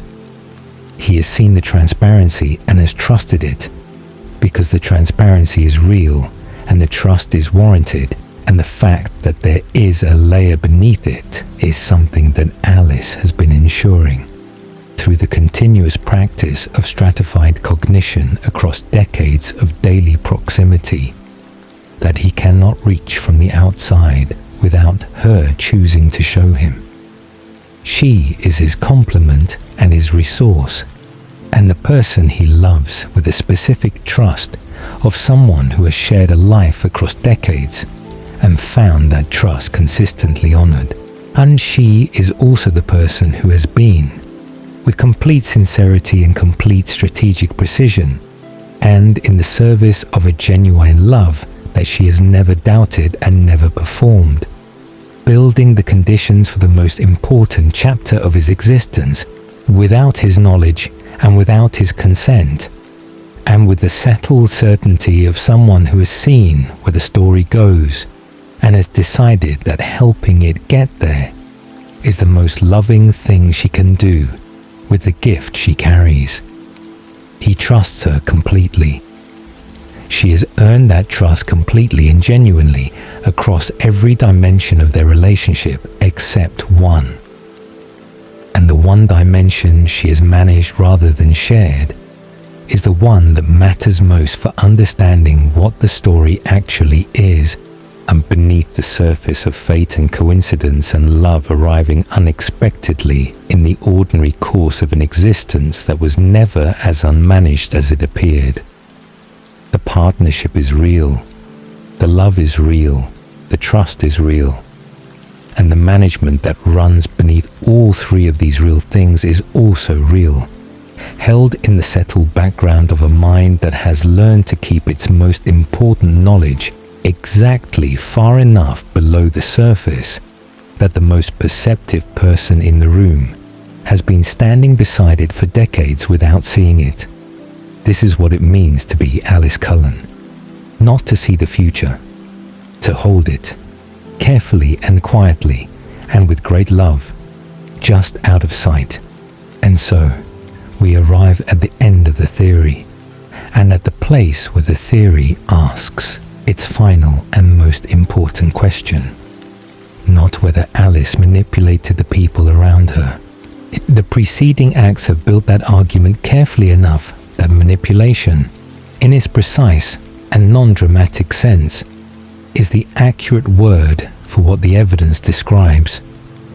The final question is what to do with that conclusion, how to hold it, what it means for the Alice we thought we knew, the pixie bright, warm-smiled, endlessly certain woman who has been present at every significant moment of this story, whose love for her family has never once appeared to be anything other than completely genuine, and who has been, if the theory is correct, quietly writing the story that everyone else believed they were living freely. Begin with what is not in doubt, because the theory has never argued against these things and does not argue against them now. Alice loves Edward. This love is the origin of everything the theory has described, and the motivating force beneath every positioning decision and every managed revelation, and every carefully timed piece of information deployed at exactly the moment it would produce the response she needed. She watched him deteriorate across decades of hollow routine, watched the specific loneliness that his gift creates compound itself year after year into something that looked increasingly permanent, and she felt that deterioration with the specific grief of someone who loves another person completely and cannot fix what is wrong with them and cannot stop watching them suffer it. She has the gift of seeing possible futures, and among the futures she saw was one in which he found the thing his gift had always denied him, and she could not unknow that future once she had seen it. She could not unsee the path that led to it, and she could not, being who she is, choose not to walk that path on his behalf when she understood that she was the only one who could. Alice loves Bella. This is equally not in doubt and equally important to hold. The friendship that developed between them across the months of Midnight Sun is genuine in every dimension that friendship can be genuine. The warmth Alice brings to Bella is not performed warmth deployed to maintain the cover of a plan. It is real warmth felt by someone who encountered a person of extraordinary quiet courage and found in her exactly the qualities that the future Alice was building would require, and that Alice herself, independently of any plan, found worthy of genuine affection. And she can love Bella as a friend and need Bella to be present in specific places at specific times without either of these things cancelling the other. Love and architecture are not opposing forces in Alice's interior life. They have become, across the years of holding them together, a single orientation that she experiences as simply knowing what needs to happen and caring deeply about the people it needs to happen to. Alice loves her family. The entire structure of what the theory describes, the decades of positioning, the careful navigation, the long game played across years of high school enrollments and location changes and managed revelations and protected planning, is not the product of self-interest or of any desire for power or control in the ordinary senses of those words. It is the product of love extended across a long enough timeline that the people being loved could not see the full shape of what was being done for them. She wanted her family to be stable. She wanted Edward to stop suffering. She wanted Bella to survive the vulnerability of her human existence in a world that had already demonstrated its capacity to destroy her. She wanted the future she could see, the one in which all of these things were true simultaneously, to become real. And she had the gift and the patience and the intelligence to build it. So she built it. These things are true, and they do not resolve the discomfort the theory produces. They are the reason the discomfort is worth sitting with rather than dismissing. Because if Alice were simply cold, simply calculating, or simply indifferent to the people she was steering, and the discomfort would be simpler. It would be the ordinary discomfort of recognizing a villain in someone we were told to trust. The discomfort has a clean shape and a clear resolution. The discomfort the theory produces does not have either of these things, because it is not the discomfort of recognizing coldness in someone warm. It is the discomfort of recognizing that warmth and calculation can occupy the same person, the same actions, the same love, without any contradiction, and that this combination is more unsettling than coldness would be precisely because it is harder to name and harder to refuse. Consider what Alice would say if she were asked directly and chose to answer honestly. She would say that she saw the futures. She saw what happened when the people she loved were left to navigate without the advantage of her sight, and when the path to the future she could see was left uncleared and untended, and subject to all the ordinary friction of decision-making without foreknowledge. She saw those futures too, the ones in which she did nothing, in which she treated her gift as a passive window rather than an active resource, in which she reported what she saw and waited for others to act on it or not as they chose. Those futures were darker.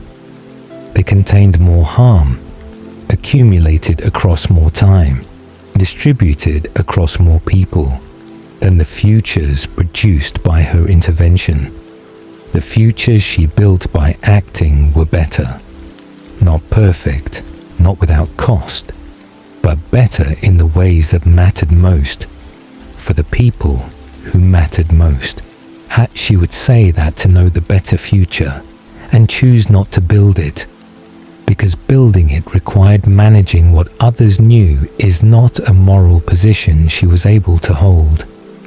That the line between protecting someone and directing them is real, but it is also in specific circumstances and with specific gifts, a line that becomes impossible to stand still on, that you cannot see where the path leads and watch someone walk toward the wrong end of it and call your inaction respect for their autonomy. That free will is precious, and she has never doubted that it is precious. But that free will exercised without the information she possessed was not fully free either. It was simply uninformed, which is a different kind of constraint from the one she imposed by managing what they knew, and not obviously a better one. And these are not comfortable arguments. They are the arguments of someone who has thought very carefully about what her gift obliges her to do, and has reached conclusions that are defensible and troubling simultaneously. Conclusions that most people will find somewhere between understandable and unacceptable, depending on where they locate the boundary between love and control, between knowing better and deciding for someone else that you know better. The theory does not adjudicate this. It does not tell you where that boundary is, or whether Alice has crossed it in a way that cannot be forgiven or in a way that can. It presents the evidence and it names what the evidence describes, and it leaves the moral assessment in the hands of the person who has been listening, because the moral assessment is genuinely uncertain and genuinely interesting, and the theory would be diminished by pretending otherwise.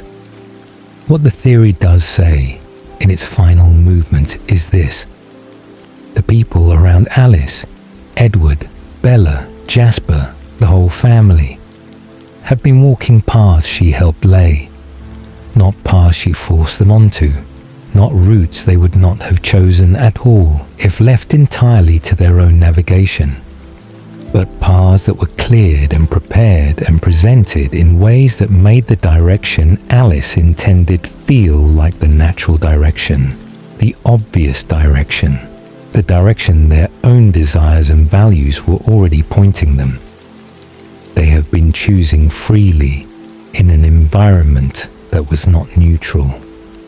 And the choices they made were real choices, felt as real choices, owned as real choices, and they have produced real and genuine outcomes that belong to the people who made them. Edward's love for Bella is his. Bella's choice to enter the vampire world is hers. The family's cohesion and stability and the future they are building together belongs to all of them. Alice made the conditions. They made the choices. Both of these things are true, and neither of them cancels the other. The choices are real, and the conditions were managed, and the future that resulted is genuinely theirs and genuinely built. This is the paradox at the center of the theory, the place where it refuses to resolve cleanly into either accusation or exoneration, the place where it simply holds the complexity and asks you to hold it too. To know the future is to be responsible for it in a way that no one without that knowledge can fully understand or fairly judge from the outside. Alice did not choose to have this gift. She woke from transformation already carrying it, already oriented by it, already navigating with it before she had any philosophical framework for understanding what it meant to live inside a gift that made passive observation essentially impossible. She has been making decisions about how to use what she knows for as long as she has existed as what she is. The decisions she made regarding Edward and Bella are the most significant she has made in the span of the story, and they are decisions she made with love and with intelligence and with the settled certainty of someone who had looked at the alternatives and found them wanting. The futures she chose were better than the ones she did not choose. She believes this. The theory believes the evidence supports this. And it still asks the question about the cost, because the cost is real even when the outcome is good, and even when the love is genuine, and even when no available alternative was without its own costs. This is Alice Cullen, seen clearly and completely for perhaps the first time. Not the pixie, bright figure at the edges of the story defined by her enthusiasm and her fashion sense and her cheerful certainty that everything will work out. Not the passive seer who watches the future arrive and reports it faithfully to the people who need to know. But the architect, the navigator, the woman who has been holding the longer view since before anyone around her understood that a longer view was being held, who has been building with patience and with love, and with the specific kind of quiet power that belongs to someone who knows where the story ends and has decided to help it get there. She is not a villain. She is something more complicated and more interesting than a villain. She is someone who loves completely and plans carefully and has never fully separated the two. Someone in whom the desire to protect and the willingness to direct have fused into a single way of being in the world that she experiences not as manipulation but as care. The line between these things is real. It is also, in her specific case, very difficult to find. So close your eyes now. Let the theory settle into the quiet around you, into the particular darkness of a night when something complicated has been understood, or at least held long enough to be felt. Let Alice recede into the soft edges of a story that looks different now than it did at the beginning of this evening, that carries a new weight in the places you thought you already knew. She saw the future, and she loved the people in it, and she built the path that led there quietly and patiently and with great care, in the space between what she showed the world and what she knew. And in the end, the future she built became real. Whether it was fate or whether it was her, the story arrived where she always knew it would, and perhaps in a life lived at the intersection of love and foreknowledge, that is the only measure that finally matters. Sleep now, my dreamy travelers. Let the questions rest. Let Alice's story hold you gently in the dark, certain and warm and already decided, and the way all the best things are, before you ever knew they had begun. Good night.